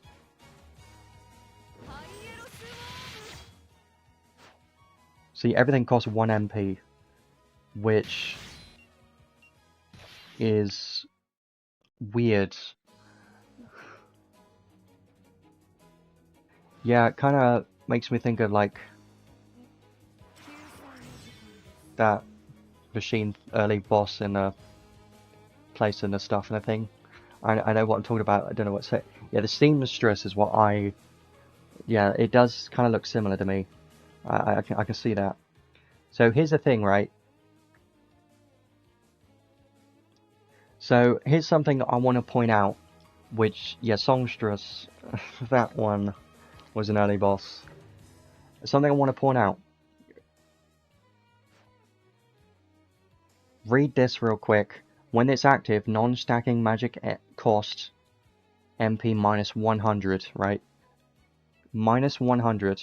These cost 204. I cast this, and now they cost 1 MP. Why? Can someone explain it? Because I don't know why. Because that doesn't seem right to me. Like, that, unless they mean 100%, unless they're meant to put a percentage on it. If that's the case, that makes sense, but like, it says minus 100 MP, but it's not minus 100 MP because it costs 1 MP. Of the original MP cost. That is a bit weird though. It's still a bit weird though, because you would think it wouldn't reduce it to 1 MP. Because I would assume that it would have reduced by 100, but... Wait. I have to know... Soul Spark. 1 MP cost Soul Spark? Anyone?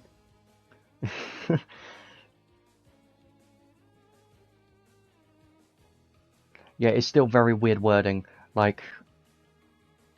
Is weird wording.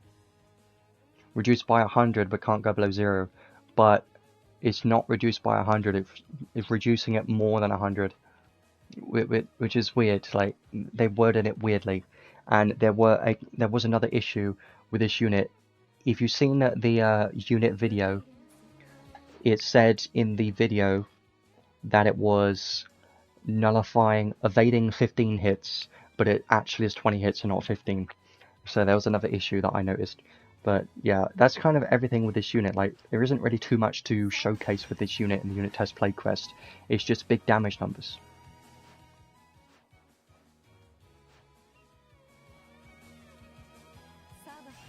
And you can see how much damage she does in one cast. There's a lot of damage. That's like 50 million damage right there. It's insane. But this buff does go away quite quickly, which is the problem.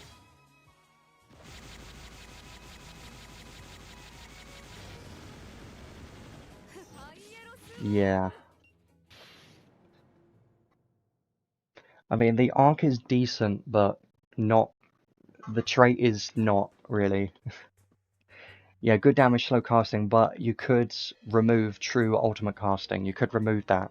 This is just unit test play quest. So, that was unit test play quest. There wasn't really too much to show there. I just wanted to show her based skills and everything like that. I do want to kind of build her a tiny bit and just mess around with a couple of things today.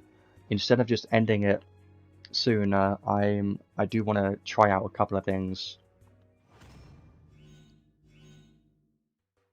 There's one thing that I want to try, which is removing ultimate casting, giving her stacking spells, and I also want to try her physical damage skills with just Thaumaturgy ring skills and see if that's even going to be working.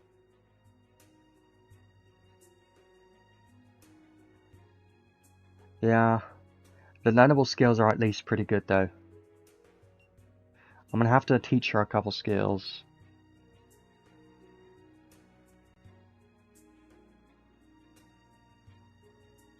I'll teach her a couple skills, we won't be here too long. There is one that I want to try, which is around here somewhere. It's gonna be this one, because this spell, I want to try this spell out on her because it could be pretty solid. I know it is a stacking spell and not non-stacking, but it could be good, potentially. So I do want to test that out first of all. And then I also want to try out physical damage builds and just see kind of how she's doing. I expect her skills are not going to hit that much at all. She's probably not going to do much. Yeah, Arc is so good. He's insanely strong.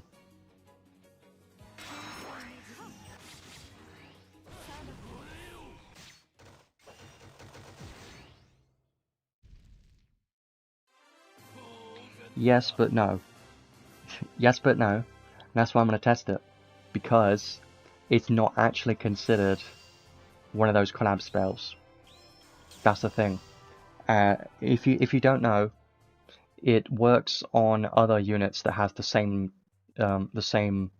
description, the same wording. Like Lenius. It works on Lenius. Even though he has the same description that says that it won't work on it says the double hits won't apply to science, mana and other special type magic, but it does apply to this one. This does get double hits, so this doesn't count as a collab spell because it doesn't say mana on the icon. or anything like that. So it should work on her. And that's why I want to try it out, because I think it could be quite nice, honestly. So I do want to try that first of all, and then I want to give her Thaumaturgy ring skills just to see if that's gonna work and do any damage whatsoever. Where's Thaumaturgy ring plus? It's on one of these somewhere. This one. So I'll give her Thaumaturgy ring plus and the first one, and that's going to be it for teaching skills. I don't want to do a complete build, I just want to see if any of these are working, really. And I do want to do Sandworm too, yes, that'll be fun.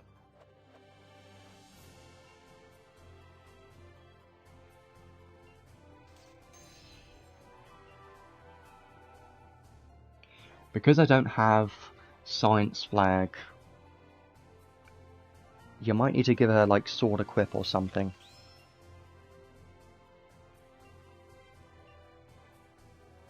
Because she can only equip staffs. And I don't have any staffs for a physical damage dealer, so I would probably have to give her Sword Equip. And I don't remember what arc that was on. So there it is. And that'll be the last one I teach her. And then we'll try out some stuff. I don't know if there's any good teachable, stackable earth spell. I don't think so. I think they're all garbage old ones. Because I know Linus has earth magic spell. It's stackable, but it's not teachable.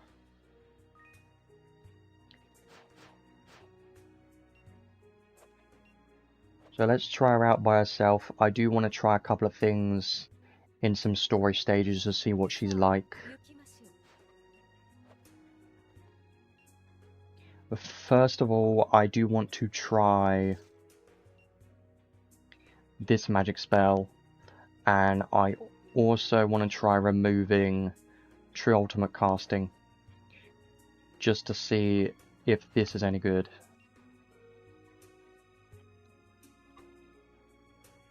Should be able to hit damage cap still. So I do want to try her in a couple stages. Obviously we'll go in the normal stage, I think. Or I should go against Prefect of God 0 or something, I don't know. We'll just go here first, I always do it first. She's going to wipe them all in one spell, I know, but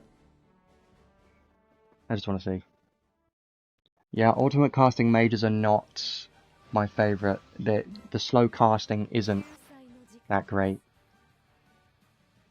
This, by the way, won't apply to stacking spells like this. I mean, I'll do it anyways, but it's not going to apply to that.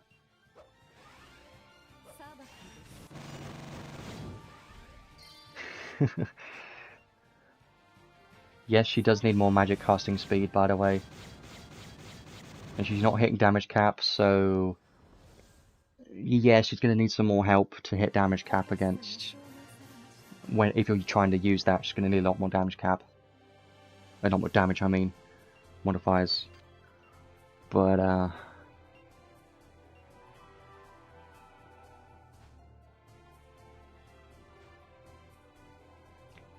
could try the anima. Or I also want to try this and stuff. Because I was thinking you could remove True Ultimate Casting, give her maximum casting speed, and then cast one of these once, and then use this like once or twice. So then you have one of these casts and a few of these going on.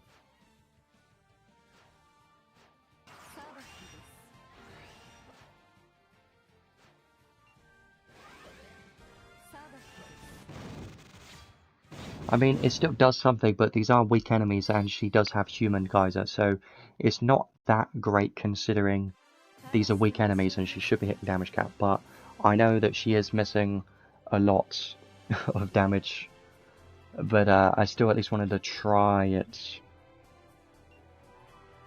And then I might as well use a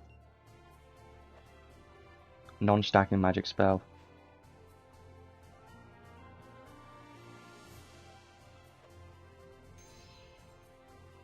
And then I can try a different enemy, because this will be too easy.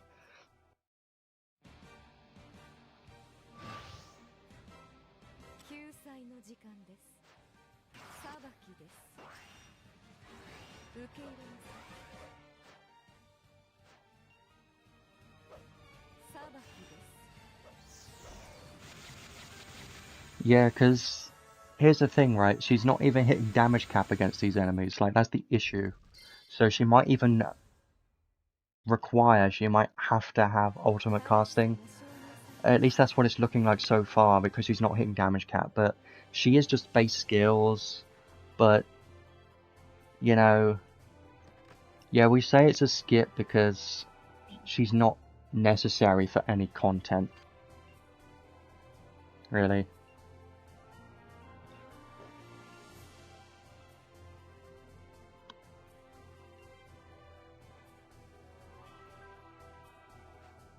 Maybe I'll give her the casting speed thing now. And probably focus more on some damage. I think that's a good idea. I should probably just go with that one, I suppose.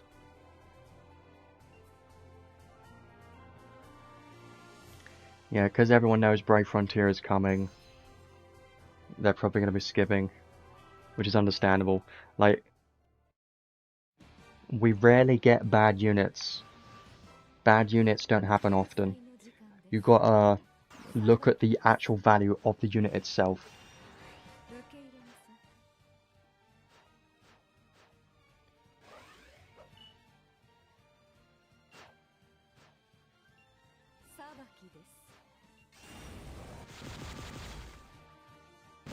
Yeah, it's still not even hitting damage cap, so she probably will need ultimate casting, unfortunately, but I think if you build her properly and give her a bunch of boosts, it should be fine. But yeah,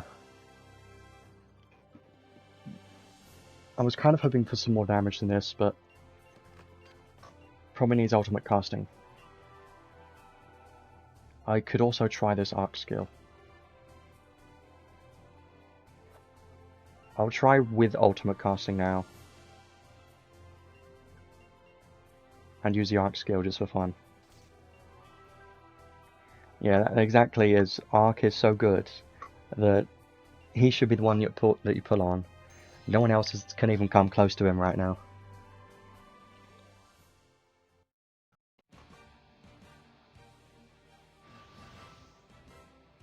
I just want to see how much damage cap I'm gonna do like this.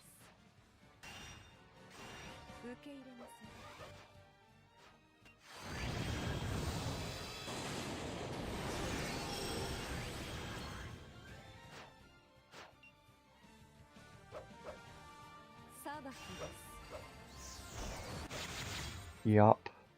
I mean, that's not hitting damage cap either. I think... well, it might be actually, because it's 100% damage cap modifier. Yeah, it probably is. But like 1 point... Can she reach like... can she reach like 2 million damage cap? Like, that could be a thing. It's so much damage. I mean, you could even put like a Lelouch or something in there too.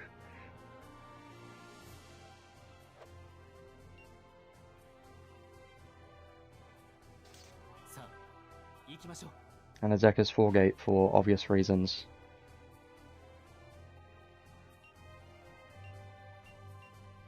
Because he has his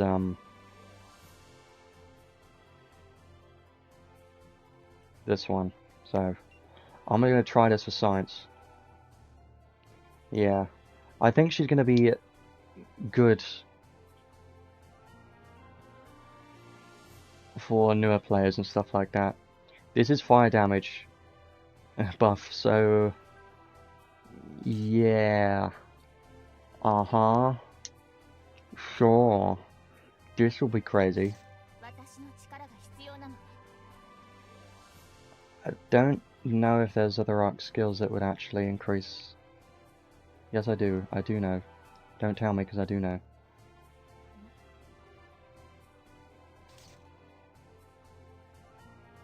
I haven't actually leveled this one up, but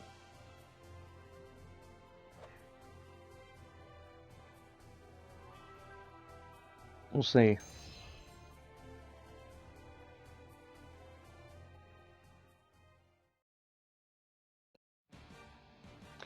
Yeah, well, she's not my favourite unit design, honestly.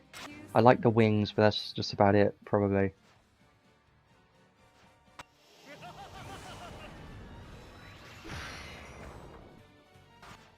I'm worried that this might kill someone, but let's use it anyway. It doesn't matter if they die anyway. Let's use all the buffs. Everything.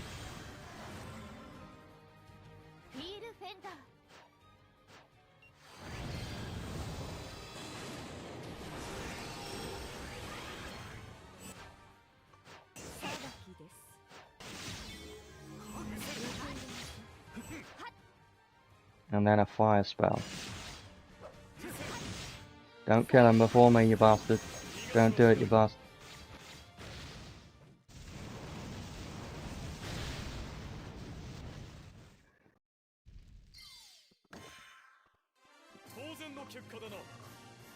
Well, enemies are just too weak. Oh, I gotta do that again now.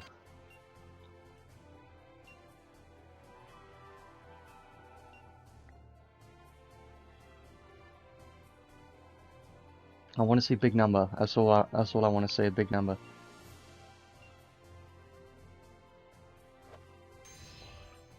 Take 2. And then I'll try physical damage after this. It's probably going to be even worse. It's probably going to do terrible. Yeah, I could, but...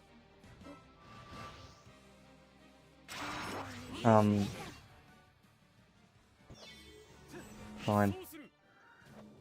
She's a mage. I mean, her anima is a pretty good supportive anima, honestly, but... I don't... Yeah, true.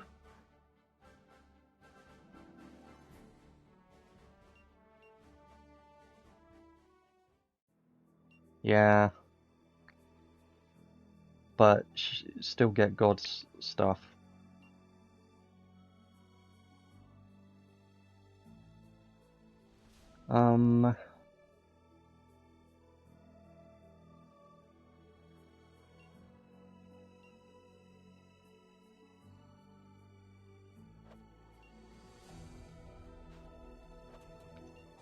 I don't think she loses on human types. So it should be fine. Yeah, but you don't actually need a God Geyser because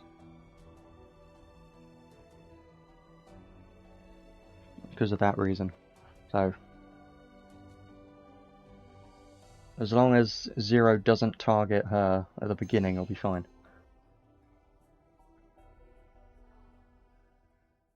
It's fine, I'll see what it's like anyway. I want to see. Just don't... I'm gonna wait for him to do the special first. Because I knew that would happen. Now she'll survive it, no problem.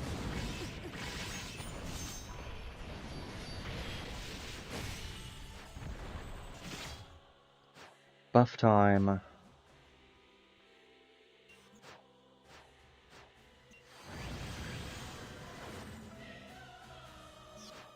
Yeah, also, fire resistance doesn't have weakness.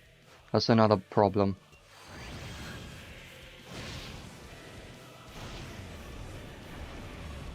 I am using this arc skill for fire, so I have to use fire.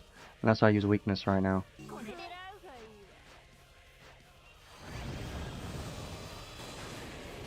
Yeah, I could try Sandworm, but we know how that's gonna go. I think that's everything.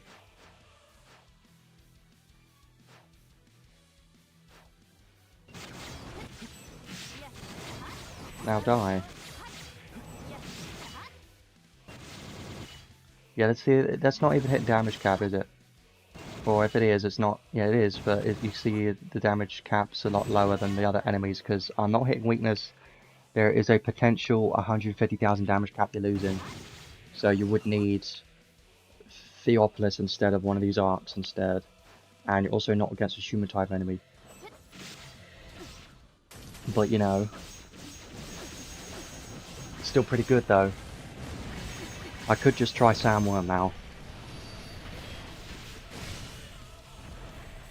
I could just try Sandworm now. I don't have Archbeing the Breath on my account. I still want that unit. It's like one of the units I couldn't pull when the one units that I actually wanted. Yeah, losing a bunch of damage cap, but I'm gonna try Sandworm just to see. Which means I don't need this. Yeah, I wish. I really want her. Because she's so useful. That 50,000 damage caps. I'm just gonna go with this. I think. But I don't know if I will have enough damage, but it should be fine.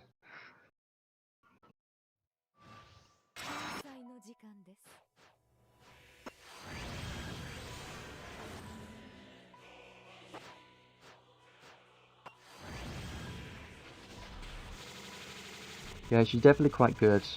I haven't fully built her though.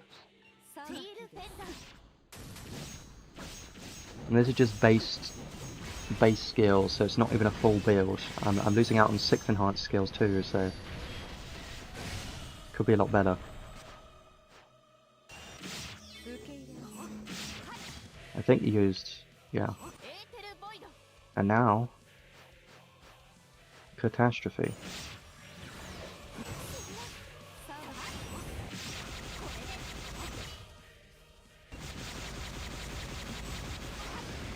See how much better that was? Earth magic is just... Sandworm in general is just stupidly strong, like, it's crazy. It's crazy.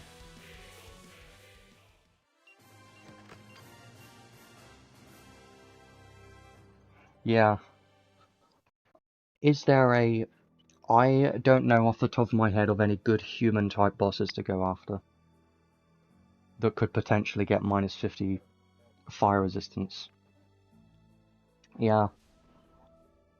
Sandworm is just insanely good.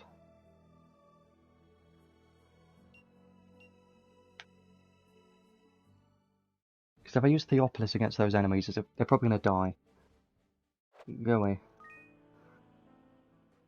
Well, technically...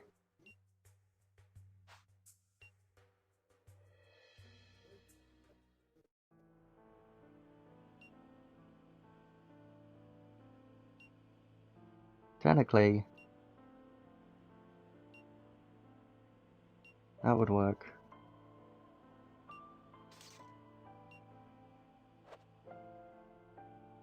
But I think I'll need... the Looch instead. Make sure I hit damage cap. And of course I'll need that. Possibly.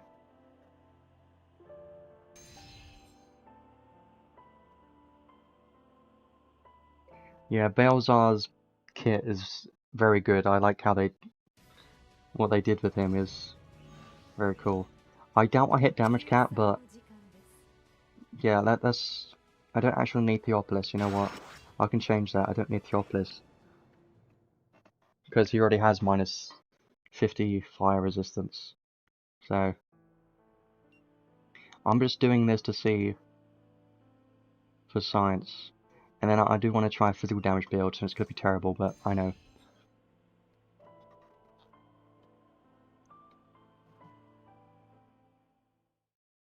I want to see big numbers.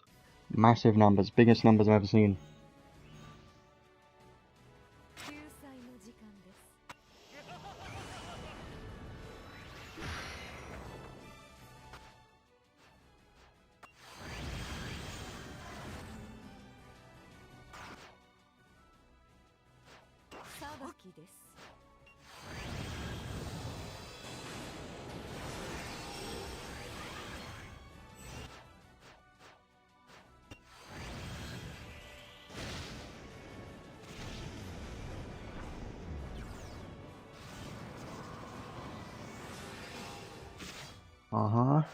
And then do this, and then we should be fine to cast Ragnar Flame.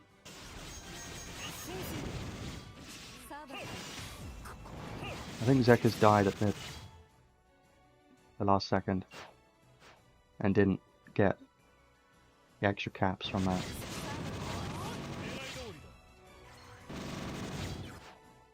That's funny. Yeah, I'm gonna die, but I don't care. I wish I had more casting speed available.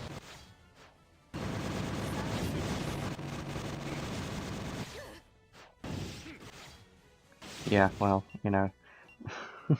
I think that can work if you build her fully right. I think it's gonna work. I'm gonna do it one more time just to see, and then I'm gonna go to something else. Okay?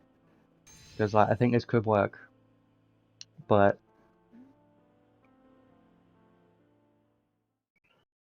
she's not gonna be the best. But still,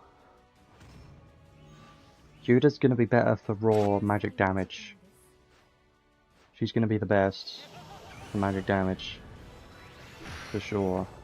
She does cover less elements though.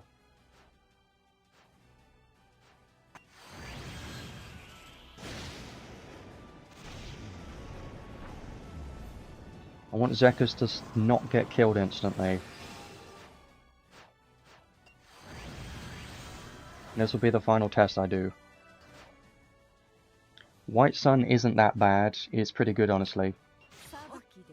It's pretty similar to the other ones. I'm just using Ragnar Flame because I have the arc skill to boost fire damage. So that's more maximum damage caps that I'm getting. I just want to see the biggest numbers I can see in my solo. Right, that should be everything. Now you use a Ragnar Flame and Zekus don't die instantly. And they 1.6 million. 1.6 million. 1.6 million. 1.6 million. 1.64 million.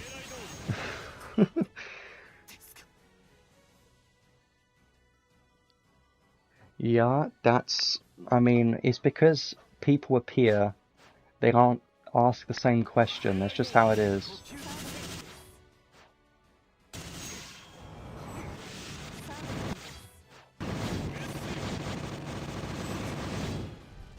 This is fun. I know it's not going to be doing too much damage, but you know... It's actually still pretty solid though. Like, that was hitting damage cap up until that point. It's because I don't have debuffs on, but you know... I feel like you could definitely beat this boss if you have Yuda and a tank or someone that can take the hits, because she's very vulnerable. She's going to die quite quickly, right? And of course you need to inflict debuffs and stuff, but it's going to work. But yeah, that was interesting. Yeah.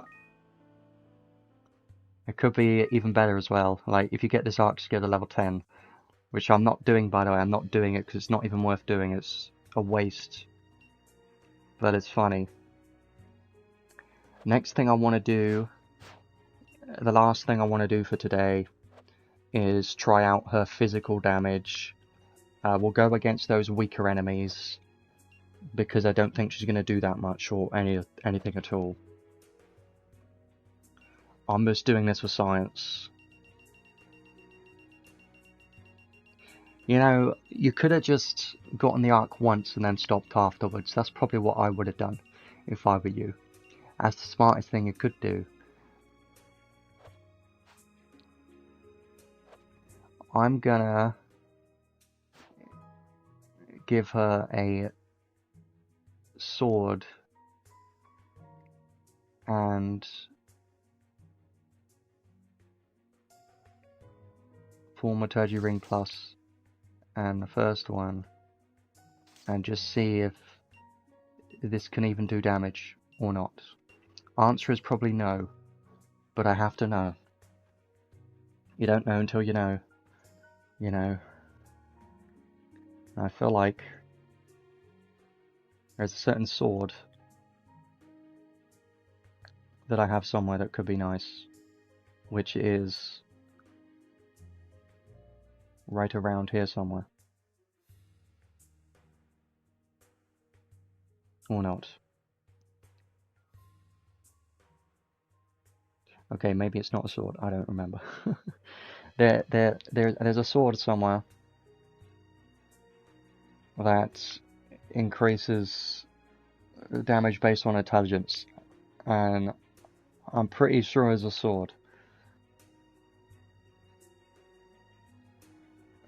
Unless I didn't get that art skill or something, I don't know, it don't matter. Let's just go with... yeah, I think it was that one.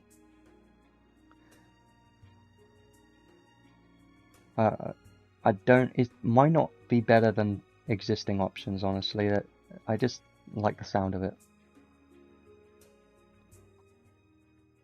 I'll probably just use that. That's fine. And then I suppose more non-attribute damage. That's fine because I'm still hitting anti-type. And then just a generic sword boost one.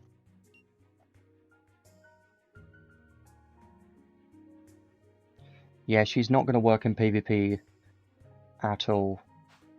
No chance. I don't think her intelligence is high enough for this. Like, the intelligence is not high enough. But I'll try it anyway. First of all, I'm not going to use an arc. And then I'll use Prefect of God. I think the damage is going to be terrible, but I have to know. Actually, I don't have SCT. That's the one thing I don't have.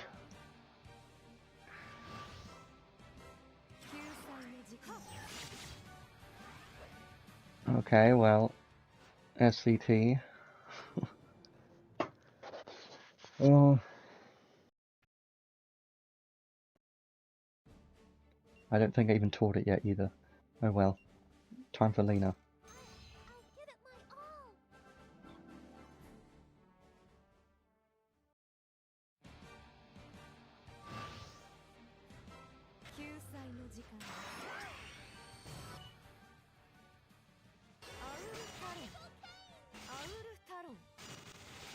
Yeah, this is like non-existent damage, which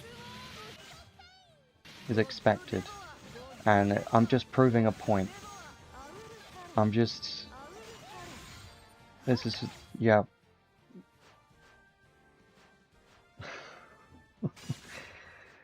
Yeah, I know, but... like... it's still terrible. Considering she has Slayer damage on right now. Brave Star Blade... 120% damage from her traits. You know, all this stuff from the trait 1 is still not enough to do any damage, any type of damage in the slightest. So you can just ignore her skills. They don't exist. Okay? Just pretend they're not there because they're useless. Right? I just don't see a world where you would want to use those instead of her magic skills. There's just no point. I know, but like, she could have a bunch more skills and stuff, but if they are necessary just to be able to hit damage cap against these weak enemies, it's not going to work against endgame bosses or anything like that. It's just not viable. I mean, yes, I could try and just use Prefect of God and Shift Lelouch, but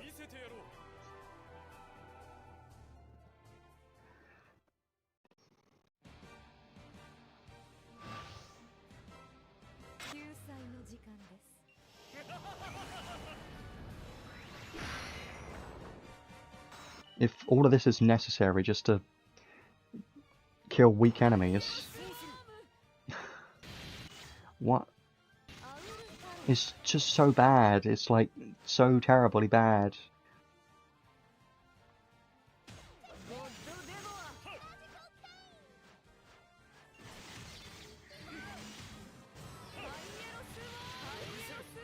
Yeah, it's just terrible. Like, I don't recommend anyone to use her as a physical damage dealer. There's just no reason. Like, if she's not hitting damage cap with those buffs, just don't bother. Yeah, but we have had some mages be similar. Like, Lenius is only 4 elements, but still pretty good. Yeah, don't ever use her as a physical damage dealer because it's terrible and does not work in the slightest. Unless you have like insane intelligence and stuff. It is just... yeah.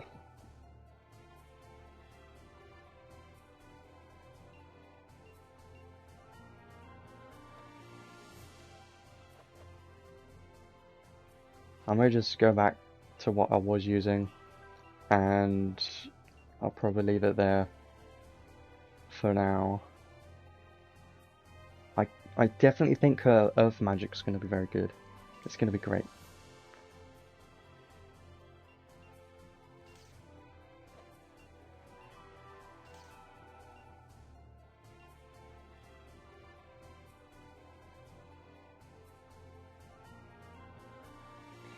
Well, I'll go more. I'll talk about more of her comparison to Lenius in towards the end, just because I know everyone's going to ask about it again and again. But it's fine. She technically was free, or she costed like a couple paid crystals, then I got 3 crystals back. Anyways, I think I'm going to leave it there for today. I've done all the testing I wanted to do with this unit until I get around to building her properly, because of course she's only level 100 right now, and there's definitely a lot of room for improvement. I was just going with base skills because I was curious to see what her base performance was like. I mean, I could just make a video and the title saying Yuda compared to Lenius, but like, why would I do that when it's should be very clear that Yuda's the better choice? I don't think it deserves a video. But anyways, I'm gonna leave it there for today. Conclusion for today's update, mostly to do with this unit. She actually seems like quite a fun unit, honestly. She has the newest...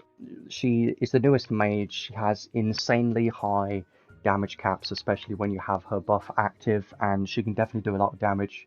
I think her DPS is going to be quite solid for a mage, honestly, and she's not going to be comparable to like a Shift Arc, for instance, but if you're wondering how she compares to Civil Society Lenius, she is definitely going to be outputting more damage than him. That is a fact. And yes, she's going to be a better damage dealer than Lenius. For PvP, PvE content at least. But for PvP, I don't think she's really going to work there because of her high MP cost magic spells and her lack of mitigation. I don't think she's going to work in the current meta of arena and guild battles, because we've also got Amelia, and I just don't think she's really going to work there. Yes, she does have Human Geyser, and she could potentially hit quite hard, possibly, but I just... trying to get one single cast out of her in arena, I don't think is going to happen, right? And yes, she is going to be a lot better than Linus in PvE content in most cases. If you can hit weakness, Yuda's going to be quite strong. Even if you're not hitting weakness, she's probably going to output more DPS. Now, there are a couple of differences between Yuda and Civil Society Linus, and the main one is being their like support, what they provide to the team, and their supportive buffs and stuff. And what Linus provides that Yuda doesn't is an anima that reduces resistance by 10, which can occasionally be a bit more useful. And Linus also has double hits magic spells and can benefit from the Thunderluster rare arc that can allow thunder magic to stun. So Linus has some things that Yuda can't do, but what Yuda can do better than Linus is of course output more damage, and she does have a better anima, arguably, than Linus, because this can provide damage cap to the team and 30% damage, so this is quite a strong anima. And arguably, I would say that Yuda's going to be better like 99% of the time than Linus. If you were comparing both of them, Yuda's going to be better, like in most cases. And don't overestimate this unit. Like, I have to say this because it's quite important. Some people may see the numbers and think this unit is insanely strong, but that isn't always the case because this unit is just a mage at the end of the day, and her actual DPS numbers are not as strong as someone like Shift Arc or Christmas Rem, because those physical damage dealers have a lot higher DPS numbers than mages, and mages have like a few seconds of downtime, they got animations, that stuff. The actual DPS numbers are always going to be lower than physical damage dealers. So even though she can reach like millions of damage caps, it's going to hit quite hard in one cast, and it's going to be quite fun to see very high damage numbers, but that doesn't mean she's stupidly game changing or anything like that. Yes, she's going to be the best mage currently, but is it, you have to think, is it even necessary for endgame content and the current content that I'm trying to clear? It's probably not necessary, honestly, in most cases. Like, I do kind of want to think about, can I fit her in a Battleground Simulator team? I would say probably not. Like, if you were to try and fit her in a Battleground Simulator team, what are you going to do? Because where is she going to fit in Battleground Simulator over your other existing options, right? She doesn't have any defense debuffs or anything like that, so she can't replace any supportive unit like Calistio. She would be more of like the sub DPS option. She can't do ailments. All of these important things that you must have in the team. And you also must have a secondary main damage dealer, because I don't think her as the main damage dealer is going to be enough. So if you were to put in Yuda in place of Shift Arc, it's just going to be worse outcome than using Shift Arc in the team. That's the thing, right? Is I don't think she's really going to work. Like, you may be thinking, well, you could use her in this team, but you can't, because Linus is for stunning with Thunder Magic, so she can't work in this team either. So I kind of struggle to see where she's going to fit in Battleground Simulator.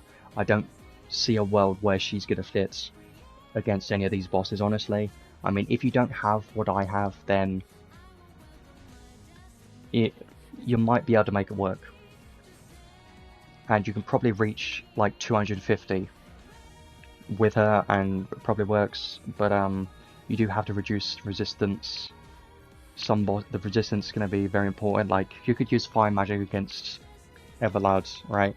But she would be mostly a sub DPS supportive unit type option, not a main damage dealer, because she doesn't provide enough to be a main damage dealer. And that's the problem, is I personally can't fit her in a Battleground Simulator team.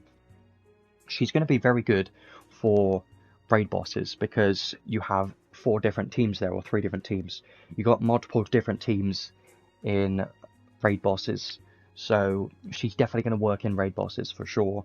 And she's got 3 different elements if the raid boss ends up being weak to one of those elements, then she's going to do very well against that boss, and her anima's going to help too, so she's going to be very good against raid bosses, and just clearing normal stages like story and stuff.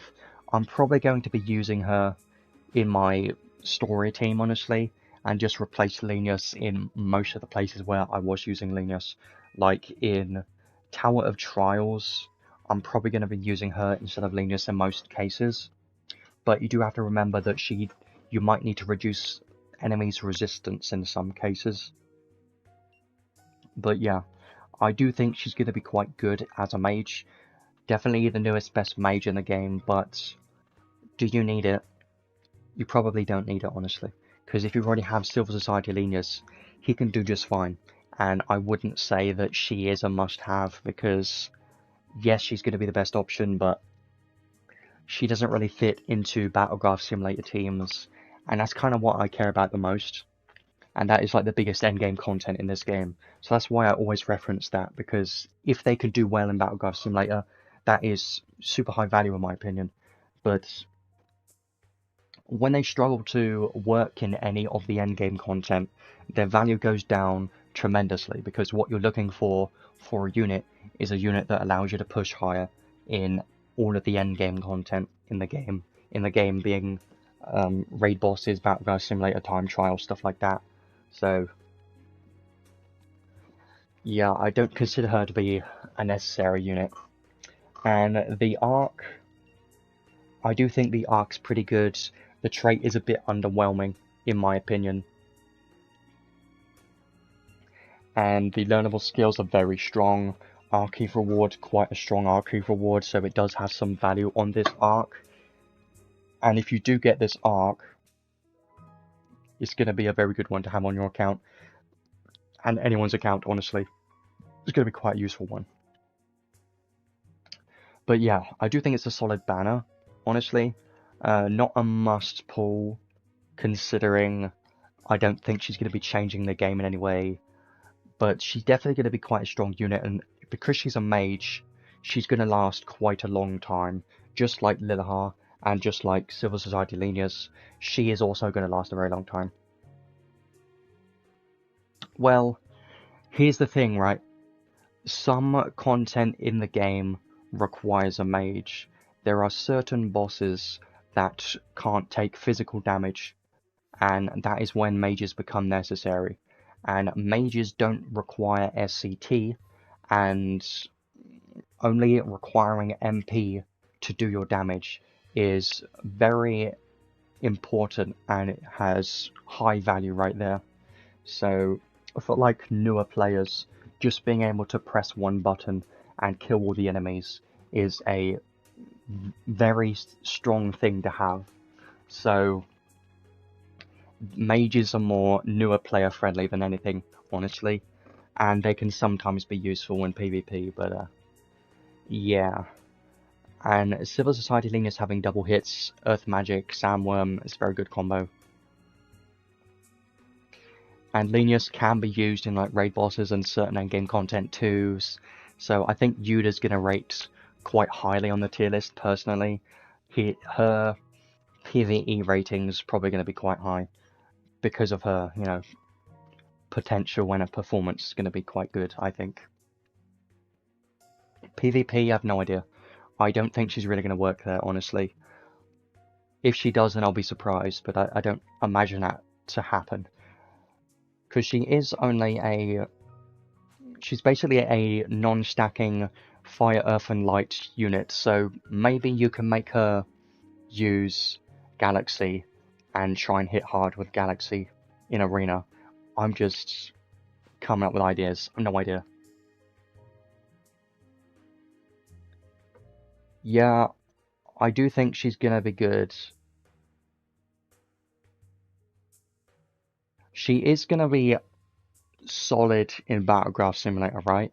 But she's not a endgame Battlegraph Simulator unit. And what I mean by that is she will not allow you to beat difficulty 300, because I don't think she's good enough for that. Unless there is a specific boss that has Earth weakness, and you can use Sandworm, potentially. I don't know. I mean, if you can get to minus 50 Earth resistance on one of these bosses, then she might work against them. Pabloboria. But when you have Shift Arc available, why would you use her over this guy, is what you should be asking. Unless you have her and not him for some reason. But yeah, I don't think she's really gonna work. Like, I'm personally not going to be putting her in any Battleground Simulator team because she doesn't work in any of these teams. I currently am working on this boss. This is my current team. I'm probably going to do a video on this eventually. If I eventually get to difficulty 300, then I'll do a video, but this will take a very long time. I do want to get to difficulty 300 on this. That's my next goal. A lot of people have already done it, so that's my next goal. I think Nero's is working pretty well against that, but yeah. I think that's everything for today. Definitely an interesting unit. She's going to be quite fun, honestly. And I am looking forward to building her fully and trying her out in more difficult stages. And PvP as well, but I don't know if I really want to try her in PvP, because does she have enough to work there? I'm not entirely sure. She has a lot of extra MP costs. I'm curious to know if you could make her use Galaxy, and there was something I wanted to try. You know what? I could just try something really quickly.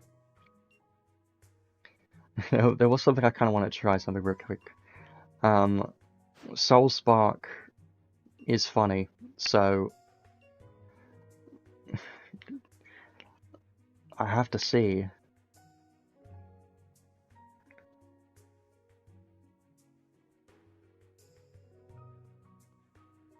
I have to try it. It's probably going to be bad, but that's the last thing I'm going to do today, and then I'll finish it off. Yeah, in 2 weeks, Lilibet wouldn't surprise me. I think it's mostly going to be quite chill and saving until the collab, probably. That's probably what's going to happen. But let me just try this real quick for science. I like saying that. It's probably going to be bad, but I have to know. I really do. It should cost 1 MP, right? In theory, it should cost 1 MP. In theory. And I can also use True Ultimate Casting. It would be hilarious. If it... I mean, it's not going to be anything crazy, I just want to see it. Because it is a time stop spell. So... that can be a strategy right there, kind of. Not really, but, you know. Imagine if... here's something I've always been saying. Like, I've been wanting this for a long time. What if there was a Soul Spark mage? Could be insanely broken. Okay, it costs 148, which implies to me... wait, what did it cost?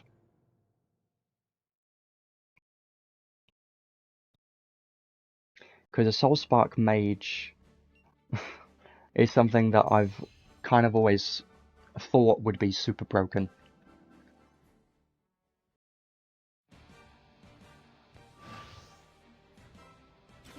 It costs 148, so actually this might not work then, will it?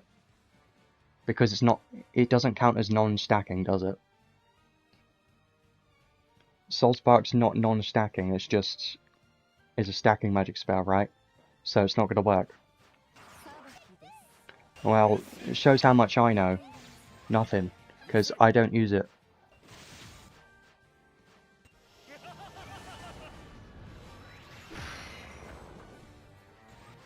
I thought it would be funny, but seems like that's not gonna work. But I'm gonna use it anyway, and then I'll finish. It counts as stacking spell, doesn't it? It probably is stacking spell. Yeah. What does Soul Spark even do? Well, that's what it does. It kills the unit and does damage. And it's a time stop spell. So it would have been cool, but because it doesn't have the symbol TS, that means it's a non-stacking spell, so it's not really going to work with this unit, unfortunately. The more you know. It would have been cool though, but yeah, it's not really a viable thing to do, but it's funny anyways. So I think I'm going to leave it there for today. I will spend some time over the next 2 weeks building this unit. I will have the video out on Thunderbirds like next week. Here's a spoiler of what my team is.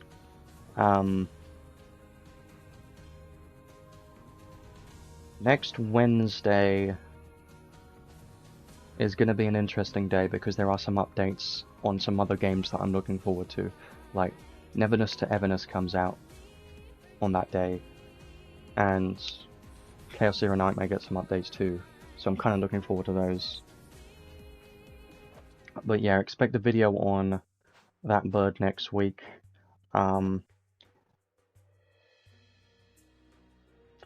After that one though, I don't think there's going to be any more videos for a while because it's going to take me a long time to get to difficulty 300 on the other bosses. And I know people have been asking for like Histomia videos, but I don't think they even require a video because they're all pretty similar in how you beat them. Because some people may be struggling with like these difficulty level 120 stages, but the strategy for all of them pretty similar. All you've really got to use is a team that looks like Shiflok Zeus and a Spirit Maiden Sarah, and that's kind of all you need, right? And you can probably clear all of them as long as you have these 2 units in the team. So I feel like it shouldn't require a video because like this team would work as long as you build enough mitigation against those specific enemies, and you should be fine. Some enemies can faint, some can freeze. Being Zekus can freeze.